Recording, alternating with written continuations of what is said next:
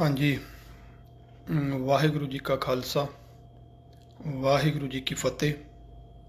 ਸੋ ਆਓ ਆਪਾਂ ਜੋ ਗੱਲਬਾਤ ਕੀਤੀ ਹੋਈ ਹੈ ਸ਼ੁਰੂ, ਉਹਦੇ ਬਾਰੇ ਕਰੀਏ, ਕਿਉਂਕਿ ਸਮਾਂ ਜਿਹੜਾ ਉਹ ਲਗਾਤਾਰ ਲੰਘਦਾ ਜਾਂਦਾ ਹੈ ਤੇ ਕਿਉਂਕਿ ਇੱਥੇ ਬਹੁਤਾ ਟਾਈਮ ਆਪਾਂ ਨਾ ਵੇਟ ਕਰ ਸਕਦੇ ਹਾਂ ਨਾ ਕਰਵਾ ਸਕਦੇ ਹਾਂ, ਲਿਮਟਿਡ ਹੁੰਦਾ ਸਮਾਂ। ਸੋ ਇਸ ਕਰਕੇ ਆਓ ਨਾਲ ਦੀ ਨਾਲ ਗੱਲ ਸ਼ੁਰੂ ਕਰੀਏ। ਜੋ ਆਪਾਂ ਲੜੀਵਾਰ ਇਤਿਹਾਸਕ ਗਾਥਾ ਲੈ ਕੇ ਤੁਰੇ ਹੋਏ ਹਾਂ, ਕਿਵੇਂ ਸਿੱਖੀ ਪੈਦਾ ਹੋਈ, ਕਿਵੇਂ ਹੱਸੀ ਖੇਡੀ, ਕਿਵੇਂ ਜਵਾਨ ਹੋਈ, ਕਿਵੇਂ ਉਹਦੇ ਰਾਹ 'ਚ ਮੁਸੀਬਤਾਂ ਆਈਆਂ ਤੇ ਕਿਵੇਂ ਉਹਨਾਂ ਮੁਸੀਬਤਾਂ ਨੂੰ ਸਰ ਕਰਦੇ ਹੋਏ ਲਗਾਤਾਰ ਅੱਗੇ ਵੱਧਦੇ ਗਏ ਨੇ। ਸੋ ਆਪਾਂ ਸਾਂਝ ਕੀਤੀ ਸੀ ਕਿ ਇਹ ਜੋ ਲਹਿਰ ਹੈ ਇਹ ਨਨਕਾਣਾ ਸਾਹਿਬ ਦੀ ਧਰਤੀ ਤੋਂ ਤੁਰੀ ਹੈ। ਉਹ ਚਸ਼ਮਾ ਜੋ ਉੱਥੋਂ ਸ਼ੁਰੂ ਹੋਇਆ ਫਿਰ ਲਗਾਤਾਰ ਅੱਗੇ ਵੱਧਦਾ ਗਿਆ, ਉਹ ਆਪਾਂ ਸਾਰਾ ਸਾਂਝ ਕਰ ਚੁੱਕੇ ਹਾਂ। ਸੋ ਆਪਾਂ ਗੱਲ ਕਰ ਰਹੇ ਸੀ ਪਿਤਾ ਦਸ਼ਮੇਸ਼ ਜੀ ਤੱਕ ਪਹੁੰਚ ਚੁੱਕੇ ਸੀ ਕਿ ਕਿਵੇਂ ਉਹਨਾਂ ਨੇ ਬਾਬਾ ਬੰਦਾ ਸਿੰਘ ਬਹਾਦਰ ਵਰਗੇ ਸੂਰਮੇ ਨੂੰ ਚੁਣਿਆ, ਤਿਆਰ ਕੀਤਾ ਹੈ, ਹਰ ਪੱਖੋਂ ਤਿਆਰੀ ਕਰਵਾਈ ਹੈ। ਤੇ ਇੱਥੇ ਇੱਕ ਮੈਂ ਛੋਟੀ ਜਿਹੀ ਘਟਨਾ ਤੁਹਾਨੂੰ ਹੋਰ ਸਾਂਝੀ ਕਰ ਦੇਵਾਂ। ਜਦੋਂ ਗੁਰਦੇਵ ਪਾਤਸ਼ਾਹ ਦੱਖਣ ਵੱਲ ਜਾ ਰਹੇ ਨੇ ਨਾ, ਉਸ ਵੇਲੇ ਰਾਹ ਦੇ ਵਿੱਚ ਇੱਕ ਹੋਰ ਘਟਨਾ ਘਟੀ ਸੀ, ਜਿਹੜੀ ਕਈ ਵਾਰੀ ਮੈਂ ਤੁਹਾਨੂੰ ਦੱਸਿਆ ਵੀ ਮੈਂ ਪ੍ਰੋਪਰ ਮੈਨੂੰ ਤਿਆਰੀ ਕਰਨ ਦਾ ਟਾਈਮ ਨਹੀਂ ਮਿਲਦਾ।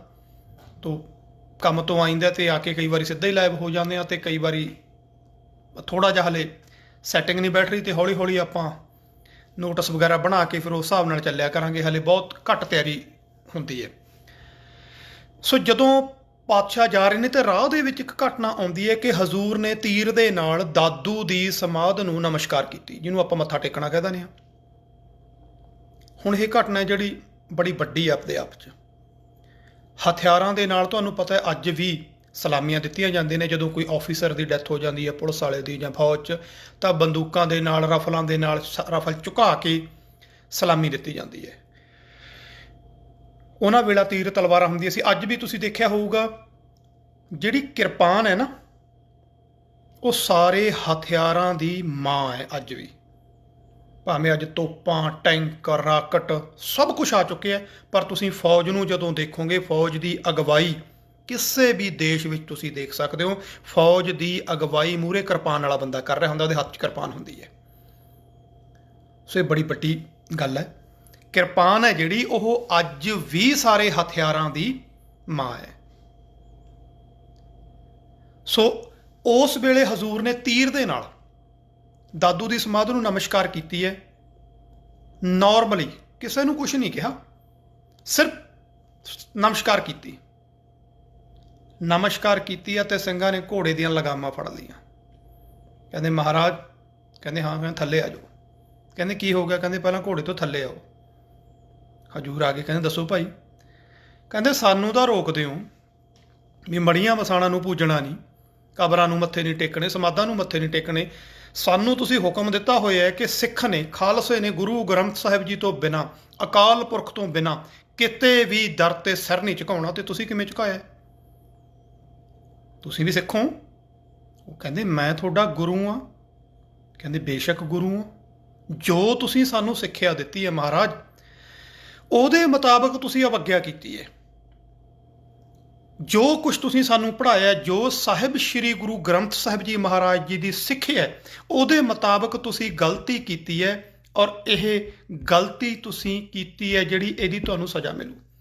ਹਜ਼ੂਰ ਨੇ ਫੇਰ ਕਿਹਾ ਕਿ ਮੈਂ ਤੁਹਾਡਾ ਗੁਰੂ ਹਾਂ, ਮੈਂ ਤੁਹਾਡਾ ਆਗੂ ਹਾਂ, ਮੈਂ ਹੀ ਤਾਂ ਤੁਹਾਨੂੰ ਦੱਸਿਆ, ਮੈਂ ਤਾਂ ਕਰ ਸਕਦਾ। ਕਹਿੰਦੇ ਨਾ, ਤੁਸੀਂ ਵੀ ਨਹੀਂ ਕਰ ਸਕਦੇ। ਤਾਂ ਸੱਚ ਜਾਣਿਓ, ਇਹ ਦਿਨ ਮੇਰੀ ਦਸ਼ਮੇਸ਼ ਪਿਤਾ ਦੀ ਜ਼ਿੰਦਗੀ ਦਾ ਸਭ ਤੋਂ ਖੁਸ਼ੀ ਭਰਿਆ ਦਿਨ ਹੋਣਾ, ਜਦੋਂ ਬਿਨਾਂ ਦੱਸੇ ਪ੍ਰੀਖਿਆ ਲਈ ਹੈ, ਇਮਤਿਹਾਨ ਲਿਆ ਸੀ ਆਪਦੇ ਪੁੱਤਰਾਂ ਦਾ ਵੀ ਦੇਖਾਂ ਕਿੰਨੇ ਕੁ ਸੁਚੇਤ ਨੇ। ਖੁਸ਼ੀ ਨਾਲ ਅੱਖਾਂ ਭਰ ਆਈਆਂ ਹਜ਼ੂਰ ਦੀਆਂ। ਕਹਿੰਦੇ ਪੁੱਤਰੋ ਕਮਾਲ ਕਰਤਾ। ਆਹੀ ਚਾਹੁੰਦਾ ਮੈਂ, ਆਹ ਚਾਹੁੰਦਾ ਸੀ ਮੈਂ ਵੀ ਤੁਹਾਡੇ ਅੰਦਰ ਇਹੋ ਜਿਹੀ ਭਾਵਨਾ ਹੋ ਜਾਵੇ, ਹਰ ਵੇਲੇ ਤੁਹਾਨੂੰ ਪਤਾ ਹੋਵੇ ਜੇ ਸਾਡਾ ਕੋਈ ਲੀਡਰ, ਜੇ ਸਾਡਾ ਕੋਈ ਆਗੂ, ਜੇ ਸਾਡਾ ਕੋਈ ਧਾਰਮਿਕ ਸੰਤ, ਮਹਾਂਪੁਰਸ਼ ਕੋਈ ਵੀ ਗਲਤੀ ਕਰਦਾ ਨਾ, ਤੁਸੀਂ ਫੜ ਕੇ ਉਹਨੂੰ ਜੁਰਤ ਨਾਲ ਰੋਕਣ ਦੀ ਦਲੇਰੀ ਕਰ ਸਕੋ। ਤੁਹਾਨੂੰ ਪਤਾ ਹੋਵੇ ਬੰਦਾ ਸਹੀ ਕਰ ਰਿਹਾ, ਗਲਤ ਕਰ ਰਿਹਾ। ਸਿੱਖਾਂ ਨੇ ਹੱਥ ਜੋੜਤੀ, ਮਹਾਰਾਜ ਜੋ ਹੁਕਮ ਹੈ ਤੁਹਾਡਾ, ਤੁਹਾਡੇ ਹੀ ਪੜ੍ਹਾਏ ਹੋਏ ਆ, ਤੁਹਾਡੇ ਤਿਆਰ ਕਰੇ ਹੋਏ ਆ ਮਹਾਰਾਜ। ਕਹਿੰਦੇ ਨਾ, ਅਕਾਲ ਪੁਰਖ ਦਿਓ, ਮੇਰੇ ਨਹੀਂ, ਗੁਰੂ ਨਾਨਕ ਦਿਓ, ਸਾਹਿਬ ਸ਼੍ਰੀ ਗੁਰੂ ਗ੍ਰੰਥ ਸਾਹਿਬ ਜੀ ਮਹਾਰਾਜ ਦਿਓ। ਮੈਂ ਕੌਣ ਹਾਂ? ਹੁਣ ਤੁਸੀਂ ਗੁਰੂ ਦੇ ਸਿੱਖੋ। ਖਾਲਸਾ ਅਕਾਲ ਪੁਰਖ ਕੀ ਫੌਜ, ਪ੍ਰਗਟਿਓ ਖਾਲਸਾ ਪਰਮਾਤਮ ਕੀ ਮੌਜ। ਤੁਸੀਂ ਤਾਂ ਉਹਦੇ ਹੋ ਤੇ ਉਹਦੇ ਬਣ ਚੁੱਕੇ ਹੋ, ਦਿਖਾਤਾ ਅੱਜ ਬਣ ਕੇ। ਤਾਂ ਹਜ਼ੂਰ ਨੂੰ ਤੁਰਨ ਲੱਗੇ ਤੇ ਫਿਰ ਇੱਕ ਸਿੰਘ ਨੇ ਵਿੱਚੋਂ ਕਿਹਾ, ਮਹਾਰਾਜ ਕਹਿੰਦੇ ਫਿਰ ਸਜ਼ਾ ਵੀ ਲੱਗੂਗੀ ਨਾ, ਗਲਤੀ ਤਾਂ ਕੀਤੀ ਹੈ, ਭਾਵੇਂ ਮਜ਼ਾਕ 'ਚ ਕੀਤੀ ਹੈ ਜਾਂ ਪਰਖ ਲਈ ਕੀਤੀ ਹੈ, ਸਜ਼ਾ ਤਾਂ ਲੱਗੂਗੀ। ਤਾਂ ਸੱਚ ਜਾਣਿਓ, ਮੇਰੇ ਹਜ਼ੂਰ ਗਦ-ਗਦ ਉੱਠੇ। ਉਸ ਵੇਲੇ ਹਜ਼ੂਰ ਨੂੰ ਜੋ ਵੀ ਉਹਨਾਂ ਦੇ ਮਨ 'ਚ ਆਇਆ, ਸਿੰਘਾਂ ਨੇ ਸੇਵਾ ਲਾਈ ਤੇ ਹਜ਼ੂਰ ਨੇ ਖਿੜੇ ਮੱਥੇ ਪ੍ਰਵਾਨ ਕੀਤੀ। ਇਹ ਕਮਾਲ ਦੀ ਘਟਨਾ ਨਹੀਂ ਕਿ ਅੱਜ ਦੇ ਲੀਡਰ ਔਰ ਅੱਜ ਦੇ ਸਿੱਖ ਇਸ ਗੱਲ ਤੋਂ ਸੇਧ ਲੈ ਸਕਦੇ ਨੇ? ਸ਼ਾਇਦ ਜਵਾਬ ਨਾ ਦਾ ਹੀ ਹੋਊਗਾ, ਕਿਉਂਕਿ ਅੱਜ ਹੈਂਕੜਾਂ ਭਾਰੂ ਹੋ ਜਾਂਦੀਆਂ ਨੇ ਜੇ ਕਿਤੇ ਜਾਣੇ ਅਣਜਾਣੇ 'ਚ ਵੀ ਗਲਤੀ ਹੋ ਜੇ। ਸੋ ਚਾਹੀਦਾ ਇਹ ਹੈ, ਤੇ ਪਰ ਇਹ ਵੀ ਹੈ ਨਾਲ ਕਿ ਸਜ਼ਾ ਦੇਣ ਵਾਲਾ ਵੀ ਹੈਂਕੜਬਾਜ਼ ਨਾ ਹੋਵੇ, ਉਹਦੇ ਮਨ 'ਚ ਨੀਵਾਂ ਦਿਖਾਉਣ ਦੀ ਭਾਵਨਾ ਨਾ ਹੋਵੇ, ਉਹਦੇ ਮਨ 'ਚ ਵੀ ਸੇਧ ਦੇਣ ਦੀ ਭਾਵਨਾ ਹੋਵੇ। ਅੱਜ ਕਈ ਵਾਰੀ ਕਹਿੰਦੇ ਨੇ ਲਓ ਜੀ ਭਾਂਡੇ ਮਾਂਜਣੇ ਸਜ਼ਾ ਹੋਇਆ ਕਰਦੀ ਹੈ, ਇਹ ਤਾਂ ਸੇਵਾ ਹੁੰਦੀ ਹੈ। ਨਹੀਂ, ਧਾਰਮਿਕ ਤੌਰ 'ਤੇ ਸੇਵਾ ਹੀ ਇਹ ਹੁੰਦੀ ਹੈ।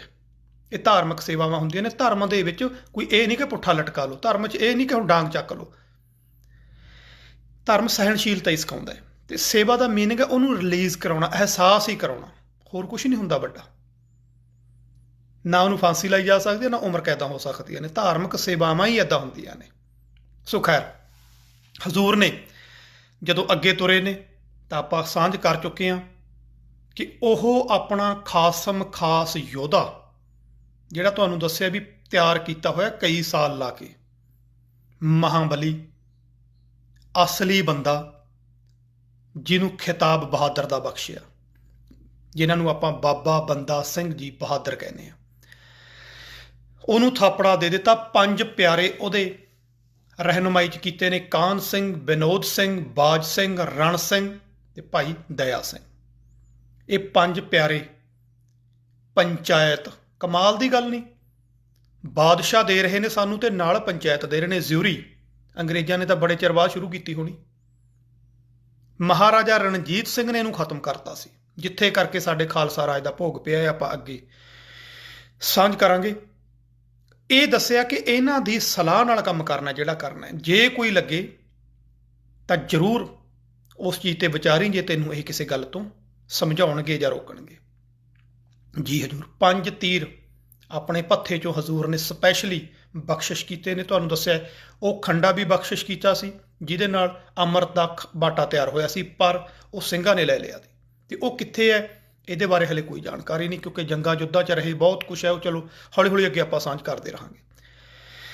ਹੁਕਮਨਾਮੇ ਦਿੱਤੇ, ਨਿਸ਼ਾਨ ਸਾਹਿਬ, ਨਗਾਰਾ, ਔਰ ਸਿੱਖ ਜਿੰਨੇ ਸਿੱਖ ਸੀ, ਕਿਉਂਕਿ ਫੌਜਾਂ ਦੇ ਵਿੱਚ ਵੀ ਭਰਤੀ ਸੀ ਬਹਾਦਰ ਸ਼ਾਹ ਦੀਆਂ ਵਿੱਚ, ਜਿਹੜਿਆਂ ਨੇ ਮਦਦ ਵੀ ਕੀਤੀ ਸੀ ਉਹਨੂੰ ਤਖ਼ਤ ਤੇ ਬਿਠਾਉਣ ਦੀ, ਜਿਹੜੇ ਗੁਰਦੇਵ ਪਾਤਸ਼ਾਹ ਦੇ ਨਾਲ ਸੀ ਉਹ ਸਿੱਖ ਵੀ, ਸਾਰਿਆਂ ਦੇ ਸਾਰੇ ਸਿੱਖਾਂ ਨੂੰ ਹਜ਼ੂਰ ਨੇ ਕਹਿ ਦਿੱਤਾ ਕਿ ਪੰਜਾਬ ਰਵਾਨਾ ਹੋ ਜਾਓ। ਮੁੱਠੀ ਭਰ ਸਿੰਘ ਆਪਦੇ ਨਾਲ ਰੱਖੇ ਸੀ, ਪਰ ਉਹ ਜੋ ਭਾਣਾ ਵਾਪਰ ਚੁੱਕਿਆ ਸੀ, ਗੁਰੂ ਦੇਵ ਪਾਤਸ਼ਾਹ ਜੀ ਛੁਰਿਆਂ ਦੇ ਨਾਲ 2 ਬੇਈਮਾਨ ਬੰਦਿਆਂ ਨੇ ਧੋਖੇ ਦੇ ਨਾਲ ਹਜ਼ੂਰ ਨੂੰ ਸ਼ਹੀਦ ਕਰ ਦਿੱਤਾ। ਕਿਉਂਕਿ ਮੈਂ ਤੁਹਾਨੂੰ ਦੱਸਿਆ ਸੀ ਕਿ ਉਹ ਜ਼ਹਿਰ ਦੀ ਪਾਣ ਪੁੱਠ ਚਾੜੀ ਹੋਈ ਸੀ ਉਸ ਹਥਿਆਰ ਨੂੰ, ਉਸ ਛੁਰੇ ਨੂੰ, ਉਸ ਕਟਾਰ ਨੂੰ, ਜਿਹਦੇ ਨਾਲ ਹਜ਼ੂਰ ਦੇ ਸਰੀਰ ਦੇ ਉੱਤੇ ਵਾਰ ਕੀਤਾ। ਸੋ ਚੜ੍ਹਾਈ ਕਰ ਗਏ ਬਾਬਾ ਜੀ ਨੂੰ ਇਹ ਇੱਥੇ ਥੋੜ੍ਹੀ ਜਿਹੀ ਕਨਫਿਊਜ਼ਨ ਇਤਿਹਾਸਕਾਰਾਂ 'ਚ ਇਹ ਹੈ ਕਿ ਬਾਬਾ ਜੀ, ਬਹੁਤੇ ਇਤਿਹਾਸਕਾਰ ਇਹ ਮੰਨਦੇ ਨੇ ਕਿ ਹਜ਼ੂਰ ਦਾ ਅੰਤਮ ਸੰਸਕਾਰ ਕਰਕੇ ਹੀ ਬਾਬਾ ਜੀ ਤੁਰੇ ਨੇ। ਕੁਛ ਇਹ ਕਹਿੰਦੇ ਨੇ ਜ਼ਖਮੀ ਹਾਲਤ ਛੱਡ ਕੇ ਆਏ ਨੇ, ਤੇ ਕੁਛ ਕਹਿੰਦੇ ਨੇ ਕਿ ਉਹ ਪਹਿਲਾਂ ਚੱਲ ਗਏ ਸੀ, ਰਾਹ 'ਚ ਖਬਰ ਮਿਲੀ ਹੈ। ਸੋ ਇਹ ਪਰ ਜਿਹੜੇ ਨਵੀਨ ਖੋਜਾਂ ਨੇ ਉਹਦੇ 'ਚ ਇਹ ਚੱਲ ਰਿਹਾ ਕਿ ਬਹੁਤਾ ਟਾਈਮ ਹੋਇਆ ਹੀ ਨਹੀਂ ਸੀ ਜ਼ਖਮ ਹੋਇਆ ਇਹਨੂੰ। ਗੁਰੂ ਪਾਤਸ਼ਾਹ ਕੁਛ ਕੁ ਦਿਨਾਂ ਦੇ ਅੰਦਰ ਹੀ ਉਹਨਾਂ ਜ਼ਖਮਾਂ ਕਰਕੇ ਸਾਡੇ ਕੋਲੋਂ ਸਦਾ ਲਈ ਚਲੇ ਗਏ। ਸੋ ਬਾਬਾ ਜੀ ਸੰਸਕਾਰ ਕਰਕੇ ਆਏ ਨੇ। ਖੈਰ ਇਹ ਕੋਈ ਵੱਡਾ ਮਸਲਾ ਨਹੀਂ, ਇਹਦੇ ਨਾਲ ਗੁਰਮਤ ਦਾ ਜਾਂ ਕੋਈ ਫਿਲਾਸਫੀ ਦਾ ਜਾਂ ਕੋਈ ਇਤਿਹਾਸ ਨੂੰ ਬਹੁਤਾ ਜ਼ਿਆਦਾ ਫਰਕ ਨਹੀਂ ਪੈਂਦਾ।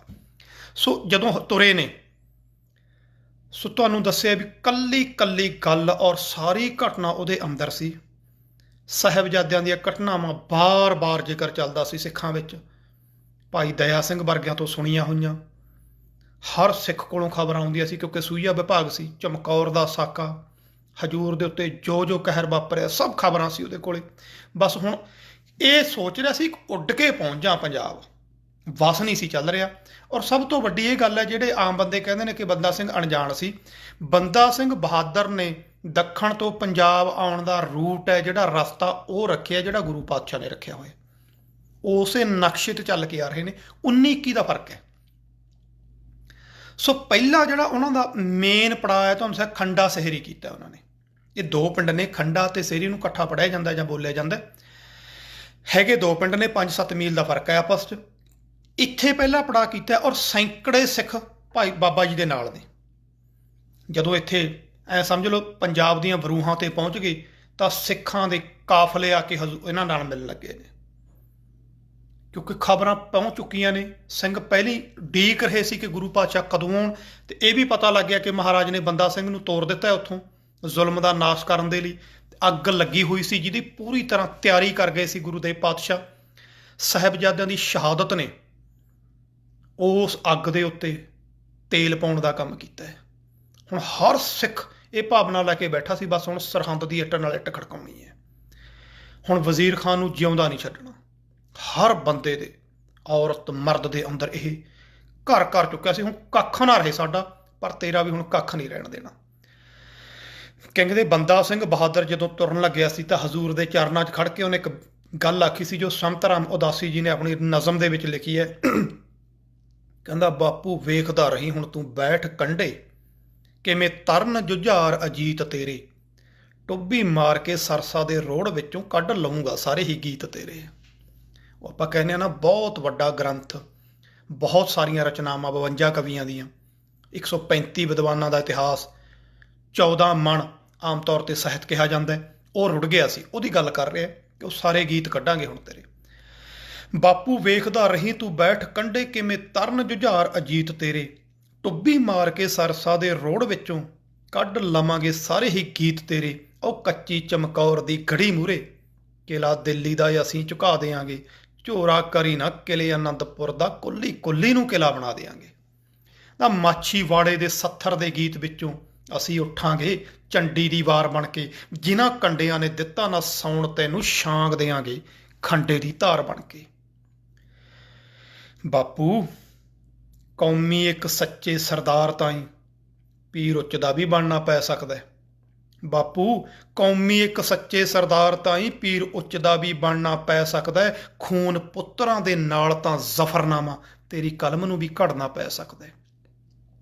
ਪਰ ਜਿਨ੍ਹਾਂ ਕੰਧ ਸਰਹੰਦ ਦੀ ਤੋੜਨੀ ਹੈ, ਜਿਨ੍ਹਾਂ ਕੰਧ ਸਰਹੰਦ ਦੀ ਤੋੜਨੀ ਹੈ, ਅਜੇ ਤੱਕ ਉਹ ਸਾਡੇ ਹਥਿਆਰ ਜਿਉਂਦੇ ਗੂਠਾ ਲਾਇਆ ਨਹੀਂ। ਜਿਨ੍ਹਾਂ ਬੇਦਾਵਿਆਂ ਤੇ ਸਿੰਘ ਅਜੇ ਵੀ ਲੱਖ ਹਜ਼ਾਰ ਜਿਉਂਦੇ। ਬਾਪੂ ਹੁਣ ਦੇਖੀ, ਕਹਿੰਦਾ ਹੁਣ ਤੇਰੇ ਪੁੱਤਰਾਂ ਨੂੰ ਦੇਖੀ ਜੂਝਦੇ ਕਿਵੇਂ ਨੇ। ਇਹ ਪਰਨ ਕਰਕੇ ਯੋਧਾ ਤੁਰੇ ਤੇ ਪੰਜਾਬ ਦੀਆਂ ਬਰੂਹਾਂ ਤੇ ਪਹੁੰਚ ਗਏ। ਇੱਥੇ ਇੱਕ ਹੁਣ ਹੋਰ, ਜਦੋਂ ਇੱਥੇ ਉਹ ਬੈਠੇ ਨੇ ਤਾਂ ਕੁਛ ਵਣਜਾਰੇ ਸਿੱਖਾਂ ਦਾ ਟੋਲਾ, ਜਿਹੜੇ ਤੁਸੀਂ ਇੱਕ ਪਿੰਡਾਂ 'ਚ ਨਾ ਹੁਣ ਤੱਕ ਘਟ ਗਏ, ਮੈਂ ਛੋਟੇ ਹੁੰਦੇ ਨੇ ਬਹੁਤ ਦੇਖੇ ਨੇ, ਕਈ ਪਿੰਡਾਂ 'ਚ ਹੁਣ ਵੀ ਹੋਣਗੇ। ਬਾਗੜੀ ਲੋਹਾਰ ਤੁਸੀਂ ਗੱਡੀਆਂ ਤੇ ਆਉਂਦੇ ਦੇਖੇ ਹੋਣੇ, ਜਿਹਨੂੰ ਆਪਾਂ ਬਾਗੜੀ ਲੋਹਾਰ ਕਹਿੰਦੇ ਆ। ਗੱਡੀਆਂ ਤੇ ਆਉਂਦੇ ਸੀ, ਉਹਨਾਂ ਦੀਆਂ ਔਰਤਾਂ ਲੰਮੇ ਕੱਪੜੇ ਪਾਉਂਦੇ ਸੀ, ਪੈਰਾਂ ਦੇ ਵਿੱਚ ਵੀ ਉਹਦੇ ਬਹੁਤ ਮੋਟੇ ਮੋਟੇ ਕੜੇ ਜੇ ਪੈਰਾਂ 'ਚ ਪਾਏ ਹੁੰਦੇ ਸੀ, ਪੂਰੀਆਂ ਬਾਹਾਂ ਵੀ ਉਹਨਾਂ ਦੀਆਂ ਕੜਿਆਂ ਜਾਂ ਇੱਕ ਤਰ੍ਹਾਂ ਦੇ ਚੂੜੀਆਂ ਟਾਈਪ ਨਾਲ ਭਰੀਆਂ ਹੁੰਦੀਆਂ। ਉਹਨਾਂ ਦੇ ਬੰਦਿਆਂ ਦੇ ਚਾਦਰ ਲੱਗੀ ਹੁੰਦੀ, ਜੁੱਤੀਆਂ, ਸਿਰ ਤੇ ਦਸਤਾਰਾਂ, ਔਰ ਪੂਰੇ ਤੌਰ ਤੇ ਕੇਸਾਧਾਰੀ ਹੁੰਦੇ ਤੇ। ਜਿਨ੍ਹਾਂ ਨੇ ਦੇਖਿਆ ਹੋਊਗਾ ਉਹਨਾਂ ਦਾ ਯਾਦ ਹੋਣਾ। ਬਾਗੜੀ ਲੋਹਾਰ, ਸਿਕਲੀਗਰ, ਵਣਜਾਰੇ ਇਹਨਾਂ ਨੂੰ ਕਹਿੰਦੇ ਆ। ਇਹ ਉਹੀ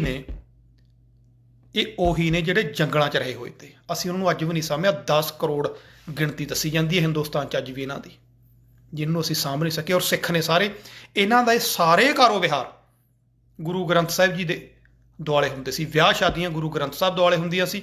ਫਿਰ ਕਿਉਂਕਿ ਕੁਛ ਕਿ ਉਹਨਾਂ ਨੂੰ ਸਿੱਖੀ ਨੂੰ ਟੁੱਟਦੇ ਗਏ, ਪਹਿਰਾਵਾ ਉਹਨਾਂ ਦਾ ਅੱਜ ਵੀ ਉਹੀ ਹੈ, ਦਾੜੀ ਕੇਸ ਨੇ। ਪਰ ਹੁਣ ਨਵੀਂ ਪਨੀਰੀ ਉਹਨਾਂ ਦੀ ਕਟਾਉਣ ਲੱਗੀ, ਕਿਉਂਕਿ ਸਾਡੇ ਵਾਲੇ ਵੀ ਕਟਾਉਣ ਲੱਗ ਗਏ। ਉਹਨਾਂ ਨੂੰ ਤਾਂ ਸੰਭਾਲਿਆ ਹੀ ਨਹੀਂ ਸੀ ਨੇ। ਉਹ ਅੱਜ ਵੀ ਆਪਦੇ ਕਾਰੋ ਵਿਹਾਰ, ਕਿਉਂਕਿ ਸਾਡੇ ਬਜ਼ੁਰਗਾਂ ਨੇ ਉਹਨਾਂ ਨੂੰ ਪੁੱਛਿਆ ਸੀ ਕਿ ਤੁਸੀਂ ਹੁਣ ਕਿਵੇਂ ਕਰਦੇ ਹੋ, ਉਹ ਕਹਿੰਦੇ ਜੀ ਉਹਨਾਂ ਦੇ ਬਜ਼ੁਰਗਾਂ ਨੇ ਦੱਸਿਆ ਸੀ ਵੀ ਪਹਿਲਾਂ ਸਾਡਾ ਸਾਰਾ ਕੁਝ ਗੁਰੂ ਗ੍ਰੰਥ ਸਾਹਿਬ ਦੇ ਦੁਆਲੇ ਹੁੰਦਾ ਸੀ, ਅਸੀਂ ਬੀੜ ਵੀ ਨਾਲ ਰੱਖਦੇ ਤੇ, ਪਰ ਹੁਣ ਸਾਨੂੰ ਆਗਿਆ ਨਹੀਂ ਰੱਖਣ ਦੀ, ਤੇ ਸਾਨੂੰ ਪਤਾ ਨਹੀਂ। ਹੁਣ ਗੁਰੂ ਸਾਹਿਬ ਦੀ ਫੋਟੋ ਦੇ ਦੁਆਲੇ ਹੀ ਉਹ ਸਾਰੇ ਕਰਮ ਕਰਦੇ ਨੇ। ਭਾਵ ਅੱਜ ਵੀ ਉਹਨਾਂ ਦੇ ਅੰਦਰ ਸਿੱਖੀ ਹੈ। ਇਹ ਸਿੱਖ ਬਣ ਚੁੱਕੇ ਸੀ, ਇਹ 6ਵੇਂ ਗੁਰੂ ਪਾਤਸ਼ਾਹ ਤੋਂ ਪਹਿਲਾਂ ਹੀ ਸਿੱਖ ਬਣ ਚੁੱਕੇ ਤੇ। ਹਥਿਆਰ ਸਾਰੇ ਇਹ ਬਣਾਉਂਦੇ ਤੇ ਉਹ ਜਦੋਂ ਹਾਲਾਤ ਵਿਗੜਦੇ ਗਏ ਤਾਂ ਇਹ ਵਪਾਰੀ ਵੀ ਬਣ ਗਏ, ਵਪਾਰ ਕਰਦੇ ਰਹੇ ਅਮੀਰਾਂ ਵਜ਼ੀਰਾਂ ਨਾਲ, ਸਰਕਾਰਾਂ ਨਾਲ। ਤੇ ਇਹਨਾਂ ਦਾ ਕਾਫਲਾ ਲੰਘਿਆ ਜਾ ਰਿਹਾ ਸੀ ਤਾਂ ਬੰਦਾ ਸਿੰਘ ਬਹਾਦਰ ਨੇ ਰੋਕ ਲਿਆ, ਪੁੱਛਿਆ ਕੌਣ ਹੋ? ਉਹਨਾਂ ਨੇ ਟਾਲ ਮਟੋਲ ਕੀਤੀ, ਕਿਉਂਕਿ ਉਹਨੂੰ ਪਤਾ ਨਹੀਂ ਸੀ ਬੰਦਾ ਸਿੰਘ ਬਾਰੇ ਵੀ ਅਸੀਂ ਤਾਂ ਜੀ ਸੇਵਾਦਾਰ ਆ, ਅਸੀਂ ਤਾਂ ਜੀ ਸਰਕਾਰ ਲਈ ਖਜ਼ਾਨਾ ਹਥਿਆਰ ਲੈ ਕੇ ਜਾਂਦੇ ਹਾਂ, ਉਹਨਾਂ ਦੇ ਲਈ ਆਹ ਸਮਾਨ ਘੋੜੇ ਵਗੈਰਾ ਉਹਨਾਂ ਦੇ ਲਈ ਹੁੰਦੇ ਨੇ। ਤਾਂ ਬੰਦਾ ਸਿੰਘ ਨੇ ਉਹਨੂੰ ਭਰੋਸੇ 'ਚ ਲਿਆ, ਭਰੋਸੇ 'ਚ ਲੈ ਕੇ ਗੱਲਾਂ ਬਾਤਾਂ ਕੀਤੀਆਂ ਤੇ ਉਹਨੂੰ ਤੋਂ ਸਾਰੀ ਅਸਲੀਅਤ ਪੁੱਛੀ। ਫਿਰ ਉਹਨੇ ਦੱਸਿਆ ਵੀ ਹਾਂਜੀ ਅਸੀਂ ਸਿੱਖ ਹਾਂ, ਅਸੀਂ ਸਿੱਖ ਹਾਂ, ਪਰ ਹਕੂਮਤ ਨਾਲ ਹੁਣ ਟੱਕਰ ਕਿਵੇਂ ਲਈਏ, ਬਹੁਤ ਕਹਿਰ ਹੈ, ਤਾਕਤਵਰ ਹੈ ਹਕੂਮਤ, ਸਾਡੇ 'ਚ ਇੰਨੀ ਸਮਰੱਥਾ ਨਹੀਂ, ਇਸ ਤਾਂ ਕੁਛ ਕੁ ਸੈਂਕੜਿਆਂ ਦੀ ਗਿਣਤੀ 'ਚ। ਤਾਂ ਬਾਬਾ ਜੀ ਨੇ ਪੂਰੀ ਜਾਣਕਾਰੀ ਲਈ ਕਿ ਤੁਸੀਂ ਇਕੱਲੇ ਹੋ ਕਿ ਤੁਹਾਡੇ ਹੋਰ ਵੀ ਕਾਫਲੇ ਨੇ? ਉਹ ਕਹਿੰਦੇ ਜੀ ਬਹੁਤ ਕਾਫਲੇ ਨੇ, ਅੱਡ ਅੱਡ ਫੈਲੇ ਹੋਏ ਨੇ। ਫਿਰ ਬੰਦਾ ਸਿੰਘ ਕੋਲੇ ਕਿਹੋ ਜਿਹੀ ਸ਼ਖਸੀਅਤ ਸੀ, ਉਹਨਾਂ ਨੂੰ ਪ੍ਰੇਰਿਆ ਕਿ ਆ ਜਾਓ ਹੁਣ ਮੈਂ ਆ ਗਿਆ, ਅੱਜ ਜੋ ਸਮਾਨ ਹੈ ਵੇਚ ਕੇ ਹਥਿਆਰ ਤੇ ਘੋੜੇ ਲੈ ਕੇ ਆ ਜਾਓ। ਉਹ ਸਾਰੇ ਸਿੱਖ ਹਥਿਆਰ ਔਰ ਘੋੜੇ ਲੈ ਕੇ ਫਿਰ ਬਾਬਾ ਜੀ ਦੀ ਫੌਜ 'ਚ ਸ਼ਾਮਲ ਹੋਏ ਸੀ। ਉਹ ਲੜਾਈਆਂ ਦੇ ਵਿੱਚ ਮੂਹਰੇ ਹੋ ਕੇ ਲੁਬਾਣੇ ਸਿੱਖ, ਸਿਕਲੀਗਰ ਬਣਜਾਰੇ ਜਿਹਨੂੰ ਆਪਾਂ ਕਹਿੰਦੇ ਆ, ਬਾਗੜੀ, ਇਹ ਸਾਰੇ ਦੇ ਸਾਰੇ ਬਾਬਾ ਬੰਦਾ ਸਿੰਘ ਬਹਾਦਰ ਦੀਆਂ ਫੌਜਾਂ ਦੇ ਵਿੱਚ ਮੂਹਰੇ ਹੋ ਕੇ ਲੜਨ ਵਾਲੇ ਨੇ। ਮਾਲਵਾ ਕਿਉਂਕਿ ਨੇੜੇ ਸੀ, ਕਿਉਂਕਿ ਬਾਬਾ ਜੀ ਮਾਲਵੇ 'ਚ ਹੈ, ਤੇ ਉਸ ਮਾਲਵੇ ਦੀ ਸੰਗਤ ਜਾਂ ਸਿੱਖ ਬਹੁਤ ਵੱਡੇ ਲੈਵਲ ਤੇ ਔਰ ਛੇਤੀ ਪਾਤਸ਼ਾਹ ਨੂੰ, ਉਹਨਾਂ ਨੂੰ, ਬਾਬਾ ਜੀ ਨੂੰ ਮਿਲ ਗਏ। ਮਾਝਾ ਦੂਰ ਸੀ। ਹੁਣ ਬਾਬਾ ਬਾਜ ਸਿੰਘ ਨੇ ਸੁਨੇਹੇ ਤਾਂ ਭੇਜਤੇ ਆਪਦੇ ਸਿੰਘਾਂ ਨੂੰ ਕਿ ਅਸੀਂ ਆ ਗਏ, ਪਰ ਉਹਨਾਂ ਲਈ ਆਉਣਾ ਬਹੁਤ ਔਖਾ ਸੀ ਦੂਰੋਂ। ਇਹ ਨਹੀਂ ਕਿ ਆਏ ਨਹੀਂ, ਚੱਲ ਪਏ। ਉਹਨਾਂ ਟਾਈਮਾਂ 'ਚ ਇਕੱਠੇ ਹੋਣਾ, ਸਾਧਨ ਕੀ ਨੇ, ਮੈਂ ਤੁਹਾਨੂੰ ਦੱਸਿਆ ਵੀ ਤਿਆਰੀਆਂ ਕਿਆ ਕਮਾਲ ਦੀਆਂ ਸੀ। ਜਦੋਂ ਪਿੰਡਾਂ 'ਚ ਪਤਾ ਲੱਗਿਆ ਕਿ ਇੱਦਾਂ ਇੱਦਾਂ ਕਿ ਬਾਬਾ ਜੀ ਤੋਰ ਦਿੱਤੇ, ਬੰਦਾ ਸਿੰਘ ਬਹਾਦਰ ਗੁਰੂ ਪਾਤਸ਼ਾਹ ਨੇ ਤੋਰਿਆ, ਜਿਹੜਾ ਸਰਹੰਦ ਨੂੰ ਖਤਮ ਕਰਨ ਆ ਰਿਹਾ, ਪਿੰਡਾਂ 'ਚੋਂ ਲਹਿਰਾਂ ਉੱਠ ਖੜੀਆਂ। ਬੱਚੇ, ਬੱਚੀਆਂ, ਨੌਜਵਾਨ, ਉਤਸ਼ਾਹ ਇੰਨਾ ਹੋ ਗਿਆ ਵੀ ਜਿਵੇਂ ਵਿਆਹ ਚੱਲੇ ਹੁੰਦੇ ਨੇ। ਮੌਤ ਨੂੰ ਵਿਆਹੁਣ ਦਾ ਐਡਾ ਚਾਅ ਚੜ੍ਹ ਗਿਆ। ਸਾਹਿਬਜ਼ਾਦਿਆਂ ਦੀ ਸ਼ਹਾਦਤ ਨੇ ਮਰਨ ਦਾ ਭੈ ਖਤਮ ਕਰਤਾ, ਅੰਦਰੋਂ ਡਰੇ ਕੱਢਤਾ ਵੀ ਕਾਹਦੀ ਮੌਤ, ਕਿਹੜੀ ਮੌਤ? ਜਿਹੜੀ ਮੌਤ ਤੋਂ ਸਾਡੇ 7-8 ਸਾਲ ਦੇ ਜਵਾਕ ਨਹੀਂ ਡਰੇ, ਉਹ ਮੌਤ? ਜਿਹੜੀ ਮੌਤ ਦੇ ਮੂਹਰੇ ਨੱਚਦੇ ਫਿਰੀਂਗੇ ਜੁਝਾਰ ਅਜੀਤ, ਉਹ ਮੌਤ? ਉਹ 10 ਲੱਖ ਤੋਂ ਨਹੀਂ ਪਰਵਾਹ ਕੀਤੀ। ਅਸੀਂ ਕਿਉਂ ਡਰੀਏ? ਹੁਣ ਤਾਂ ਅਸੀਂ ਲੜ ਕੇ ਹੀ ਮਰਾਂਗੇ। ਹੁਣ ਜਾਂ ਅਜੀਤ ਜੁਝਾਰ ਬਣਾਂਗੇ ਜਾਂ ਜੋਰਾਵਰ ਤੇ ਫਤਿਹ ਬਣਾਂਗੇ। ਹੁਣ ਸਾਡਾ ਬੰਦਾ ਆ ਗਿਆ, ਹੁਣ ਗੁਰੂ ਪਾਤਸ਼ਾਹ ਨੇ ਬਖਸ਼ਾਂ ਕਰਤੀਆਂ, ਹੁਣ ਸਰਹੰਦ, ਗੁਰੂ ਮਾਰੀ ਸਰਹੰਦ ਨੂੰ ਖਤਮ ਕਰਨਾ ਹੀ ਕਰਨਾ। ਜਿਹਨੂੰ ਜਿੱਥੇ ਸੁਨੇਹਾ ਮਿਲਿਆ, ਜਿਸ ਹਾਲਤ 'ਚ ਹੀ ਉੱਠ ਕੇ ਭੱਜ ਲਿਆ ਬਾਬਾ ਜੀ ਵੱਲ ਨੂੰ, ਹੱਥ 'ਚ ਜੋ ਕੁਛ ਆਇਆ। ਇਤਿਹਾਸਕਾਰਾਂ ਨੇ ਇੱਥੋਂ ਤੱਕ ਲਿਖਿਆ, ਜਿਹਨੂੰ ਕੁਛ ਵੀ ਨਹੀਂ ਲੱਭਿਆ, ਖੁਰਪੇ ਤੇ ਦਾਤੀਆਂ ਲੈ ਕੇ ਤੁਰ ਪਏ ਘਰੋਂ। ਕਹਿੰਦੇ ਆਹੀ ਮਾਰਾਂਗੇ ਦੁਸ਼ਮਣਾਂ ਦੇ, ਖੁਰਪੇ, ਦਾਤੀਆਂ। ਇੱਕ ਪਾਸੇ ਤੋਪਾਂ ਵਾਲੇ ਖੜੇ ਨੇ, ਕਿਉਂਕਿ ਵਜ਼ੀਰ ਖਾਨ ਕੋਈ ਆਮ ਬੰਦਾ ਨਹੀਂ। ਤੋਪਿਆਂ, ਰਹਿਲ ਕੇ, ਜ਼ੰਬੂਰ ਕੇ, ਬੰਦੂਕਾਂ, ਸਾਰਾ ਹਥਿਆਰ ਹੈ, ਤੇ ਦੂਜੇ ਪਾਸੇ ਦਾਤੀਆਂ ਤੇ ਖੁਰਪੇ ਲੈ ਕੇ ਖੜੇ ਨੇ। ਬਸ ਫਰਕ ਇੰਨਾ ਕੁ ਸੀ, ਇੱਕ ਪਾਸੇ ਤਨਖਾਹਦਾਰ ਨੇ ਔਰ ਦੂਜੇ ਪਾਸੇ ਸਿਦਕ ਵਾਲੇ ਨੇ, ਜਿਗਰੇ ਵਾਲੇ ਨੇ, ਜਿਹੜੇ ਮਰਨ ਮਾਰਨ ਦੀ ਧਾਰ ਕੇ ਆ ਰਹੇ ਨੇ। ਤਾਂ ਬਾਬਾ ਜੀ ਕੋਲੇ ਪਹੁੰਚ ਗਏ। ਸੁਆਣੀਆਂ ਨੇ ਤੁਹਾਨੂੰ ਦੱਸਿਆ ਸਭ ਕੁਝ ਵੇਚਤਾ, ਬੀਬੀਆਂ ਨੇ। ਜਿਹੜੀ ਭੈਣ ਨੂੰ ਪਤਾ ਲੱਗਿਆ ਕਿ 4 ਭਾਈ ਪਿੰਡ 'ਚੋਂ ਤੁਰ ਪਏ, ਭੱਜ ਕੇ ਖੇਤ ਨੂੰ ਗਈ, ਆਪਦੇ ਵੀਰ ਨੂੰ ਕਿਹਾ, ਵੀਰਾ ਪਿੰਡ 'ਚੋਂ 4 ਸਿੰਘ ਧਾਲਾਂਗੇ, ਤੂੰ ਪਿੱਛੇ ਰਹਿ ਗਿਆ, ਇੱਥੋਂ ਹੀ ਲੰਘ ਜਾ, ਖੇਤ ਖੂਤ ਆਪੇ ਸਾਂਭਾਂਗੇ ਅਸੀਂ। ਆਹ ਫੜ, ਜੋ ਘਰੇ ਪਿਆ ਸੀ ਲੈ ਜਾ। ਮਾਂ ਨੇ ਪੁੱਤ ਨੂੰ ਠਾਲਿਆ, ਸੁੱਤੇ ਪਏ ਨੂੰ ਕਿਸੇ ਨੇ ਆਪਣੇ ਘਰ ਵਾਲੇ ਨੂੰ ਠਾਲਿਆ, ਛੇਤੀ ਉੱਠੋ, ਆਪਾਂ ਪਿੱਛੇ ਨਾ ਰਹਿ ਜਾਈਏ। ਇੱਕ ਪਿੰਡ 'ਚੋਂ ਜੇ 2 ਬੰਦੇ ਤੁਰਦੇ, ਬੀਬੀਆਂ ਕੋਠੇ ਤੇ ਖੜ ਕੇ ਜਕਾਰੇ ਲਾਉਂਦੀਆਂ, ਅਗਲੇ ਪਿੰਡ ਚੜਦੇ ਚੱਲਦੇ 5 ਹੋ ਜਾਂਦੇ, ਉਦੋਂ ਅਗਲੇ ਪਿੰਡ ਪਹੁੰਚਦੇ ਪਹੁੰਚਦੇ 15 ਤੋਂ 20 ਦਾ ਕਾਫਲਾ। ਇਹ ਕਾਫਲੇ ਹਰ ਪਿੰਡ 'ਚ ਵੱਧਦੇ, ਜਕਾਰੇ ਗੂੰਜਦੇ ਰਹੇ ਔਰ ਕਾਫਲੇ ਵੱਧਦੇ ਗਏ। ਕਾਫੀ ਖਾਨ ਤੇ ਕਾਮਵਰ ਖਾਨ ਜੋ ਮੁਸਲਮਾਨ ਇਤਿਹਾਸਕਾਰ ਨੇ, ਉਹਨਾਂ ਨੇ ਤਾਂ ਇੱਥੋਂ ਤੱਕ ਲਿਖਤਾ ਕਿ ਬਾਬਾ ਜੀ ਕੋਲੇ ਦਿਨਾਂ ਦੇ ਵਿੱਚ 20,000 ਸਿੱਖ ਇਕੱਠਾ ਹੋ ਗਿਆ। ਭਾਵੇਂ ਵੱਡੀ ਗੱਲ ਲੱਗਦੀ ਹੈ, ਪਰ ਉਤਸ਼ਾਹ ਹੀ ਇੰਨਾ ਦੀ। 20,000 ਸਿੱਖ ਦਿਨਾਂ 'ਚ ਇਕੱਠਾ ਹੋ ਗਿਆ ਭਾਈ ਸਾਹਿਬ ਬਾਬਾ ਜੀ ਕੋਲੇ। ਤੇ ਰਾਮ ਕਰਨ ਤਾਂ ਬੰਦਾ ਸਿੰਘ ਵੀ ਨਹੀਂ ਆਇਆ ਤੇ ਇਹ ਤਾਂ ਹੈ ਨਹੀਂ ਸੀ ਕਿ ਹੁਣ ਇੱਥੇ ਆ ਗਿਆ ਜੀ, ਪਹੁੰਚ ਗਿਆ ਤੇ ਬੈਠ ਕੇ ਹੁਣ ਆਰਾਮ ਕਰੀਏ। ਬੈਠਣ ਦਾ ਟਾਈਮ ਤਾਂ ਉਹਦੇ ਕੋਲ ਹੈ ਨਹੀਂ ਤੀ। ਹੁਣ ਤਾਂ ਹਰ ਵੇਲੇ ਸਰਹੰਦ ਦਿਖੀ ਜਾਂਦੀ ਸੀ। ਸਾਹਿਬਜ਼ਾਦਿਆਂ ਦਾ ਖੂਨ ਉਹਨੂੰ ਨੀਹਾਂ 'ਚੋਂ ਚੋਂਦਾ ਦਿਖਦਾ ਸੀ ਹਰ ਵੇਲੇ। ਉਹਨੂੰ ਆਵਾਜ਼ਾਂ ਮਾਰਦੇ ਤੇ ਸੁੱਤਾ ਪਿਆ ਉੱਠ ਖੜਦਾ ਸੀ। ਪਰ ਬਹੁਤ ਜ਼ਿਆਦਾ ਕੰਟਰੋਲ ਸੀ ਉਹਦਾ ਆਪਦੇ ਆਪ 'ਤੇ, ਬਹੁਤ ਜ਼ਿਆਦਾ। ਕਹਿੰਦੇ ਸੁਕਰਾਤ ਨੂੰ ਇੱਕ ਵਾਰੀ ਕਿਸੇ ਨੇ ਹੱਥ ਦੇਖਿਆ ਉਹਦਾ, ਕਿਸੇ ਜੋਤਸ਼ੀ ਨੇ। ਸੁਕਰਾਤ ਦੇ ਚੇਲੇ ਵੀ ਆਲੇ ਦੁਆਲੇ ਬੈਠੇ ਨੇ, ਤੇ ਉਹਦਾ ਹੱਥ ਦੇਖ ਕੇ ਕਹਿਣ ਲੱਗਿਆ, ਕਹਿੰਦਾ ਤੂੰ ਬਹੁਤ ਹੰਕਾਰੀ ਹੈ, ਬਹੁਤ ਘਮੰਡੀ ਹੈ, ਬਹੁਤ ਝੂਠਾ ਹੈ, ਤੇਰੇ ਅੰਦਰ ਬਹੁਤ ਲਾਲਚ ਆਉਂਦਾ ਹੈ। ਕਈ ਜਿੰਨੇ ਦੁਨੀਆ ਦੇ ਔਗਣ ਨੇ ਉਹ 'ਚ ਸਾਰੇ ਗਣਾਤੇ। ਸੁਕਰਾਤ ਚੁੱਪਚਾਪ ਬੈਠਾ ਰਿਹਾ ਤੇ ਹੱਥ ਦੇਖ ਕੇ ਵਗ ਗਿਆ। ਤਾਂ ਉਹਦੇ ਚੇਲਿਆਂ ਨੇ ਨਾਲ ਕਿਹਾ, ਕਹਿੰਦੇ ਬਾਬਾ ਜੀ ਮਹਾਰਾਜ ਤੁਸੀਂ ਰੋਕਿਆ ਨਹੀਂ ਉਹਨੂੰ, ਤਾਂ ਸਾਰਾ ਕੁਝ ਝੂਠ ਬੋਲ ਕੇ ਗਿਆ, ਇਹ ਤਾਂ ਇੱਕ ਵੀ ਔਗਣ ਨਹੀਂ ਤੁਹਾਡੇ 'ਚ। ਤਾਂ ਉਹਨੇ ਜਵਾਬ ਦਿੱਤਾ ਸੀ ਸੁਕਰਾਤ ਨੇ, ਕਹਿੰਦਾ ਨਹੀਂ ਉਹ ਝੂਠ ਨਹੀਂ ਬੋਲ ਕੇ ਗਿਆ, ਇੱਕ ਗੱਲ ਦੱਸਣੀ ਭੁੱਲ ਗਿਆ ਉਹ। ਕਹਿੰਦੇ ਜੀ ਉਹ ਕਿਹੜੀ? ਕਹਿੰਦਾ ਉਹ ਗੱਲ ਇਹ ਦੱਸਣੀ ਭੁੱਲ ਗਿਆ ਕਿ ਤੇਰੇ 'ਚ ਜ਼ਾਬਤਾ ਬਹੁਤ ਹੈ, ਕੰਟਰੋਲ ਬਹੁਤ ਹੈ ਤੇਰੇ 'ਚ, ਸਾਰਾ ਕੁਝ ਹੈ ਪਰ ਬਾਹਰ ਨਹੀਂ ਪਤਾ ਲੱਗਣ ਦਿੰਦਾ, ਇਹ ਹੁੰਦਾ ਜ਼ਾਬਤਾ, ਕੰਟਰੋਲ।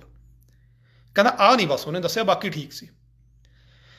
ਸੋ ਬਾਬਾ ਬੰਦਾ ਸਿੰਘ ਬਹਾਦਰ ਦਾ ਜਿਹੜਾ ਜ਼ਾਬਤਾ ਸੀ ਆਪਦੀਆਂ ਭਾਵਨਾਵਾਂ ਤੇ ਕਾਬੂ ਕਰਨਾ, ਆਪਣੇ ਗੁੱਸੇ ਤੇ ਜਾਂ ਆਪਣੇ ਹਰਖ ਤੇ, ਜਾਂ ਜੋ ਮੈਂ ਕਰਨਾ ਉਹ ਤੇ ਉਹਨੂੰ ਕੰਟਰੋਲ ਕਰਨਾ, ਔਰ ਉਹਨਾਂ ਨੂੰ ਕਿਸ ਸਮੇਂ ਕਿਵੇਂ ਵਰਤਣਾ, ਇਸ ਚੀਜ਼ ਦਾ ਉਹਦੇ ਅੰਦਰ ਜ਼ਾਬਤਾ ਸੀ। ਕਿਉਂਕਿ ਗੁਰੂ ਪਾਤਸ਼ਾਹ ਤੋਂ ਉਹਨੇ ਇਹੀ ਸਿੱਖਿਆ ਲਈ ਸੀ, ਆਹੀ ਉਹਨੂੰ ਠਰਮਾ ਸਿਖਾਇਆ ਸੀ, ਇਹੀ ਇੰਨੀ ਲੰਮੇ ਸਮੇਂ ਦੀ ਦੂਰੀ ਆਹੀ ਚੀਜ਼ ਲਈ ਸੀ। ਗੁਰੂ ਪਾਤਸ਼ਾਹ ਇਹੀ ਚੈੱਕ ਕਰ ਰਹੇ ਤੇ ਕਿ ਕੰਟਰੋਲ ਰੱਖ ਸਕਦਾ, ਕਿਤੇ ਆਪੇ ਤੋਂ ਬਾਹਰ ਤਾਂ ਨਹੀਂ ਹੋਊ।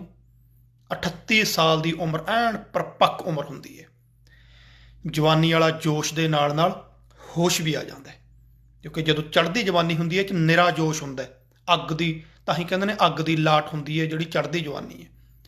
ਪਰ ਜਦੋਂ 30 ਸਾਲ ਤੱਕ ਪਹੁੰਚਦੇ ਹਾਂ ਤਾਂ ਪਰਪੱਕਤਾ ਹੋ ਜਾਂਦੀ ਹੈ, ਨਾਲ ਨਾਲ ਸੋਚਣਾ ਤੇ ਹੋਸ਼ ਤੋਂ ਕੰਮ ਲੈਣਾ ਸ਼ੁਰੂ ਕਰ ਦਿੰਦਾ ਹੈ। ਔਰ 38 ਸਾਲ ਦੀ ਉਮਰ ਬਾਬਾ ਬੰਦਾ ਸਿੰਘ ਬਹਾਦਰ ਦੀ ਹੈ, ਜਿਹਦੇ ਵਿੱਚ ਜੋਸ਼ ਔਰ ਹੋਸ਼ ਦੋਨੋਂ ਕਾਇਮ ਨੇ, ਜਿਹੜੇ ਬਹੁਤ ਜ਼ਰੂਰੀ ਨੇ ਅਗਵਾਈ ਲਈ।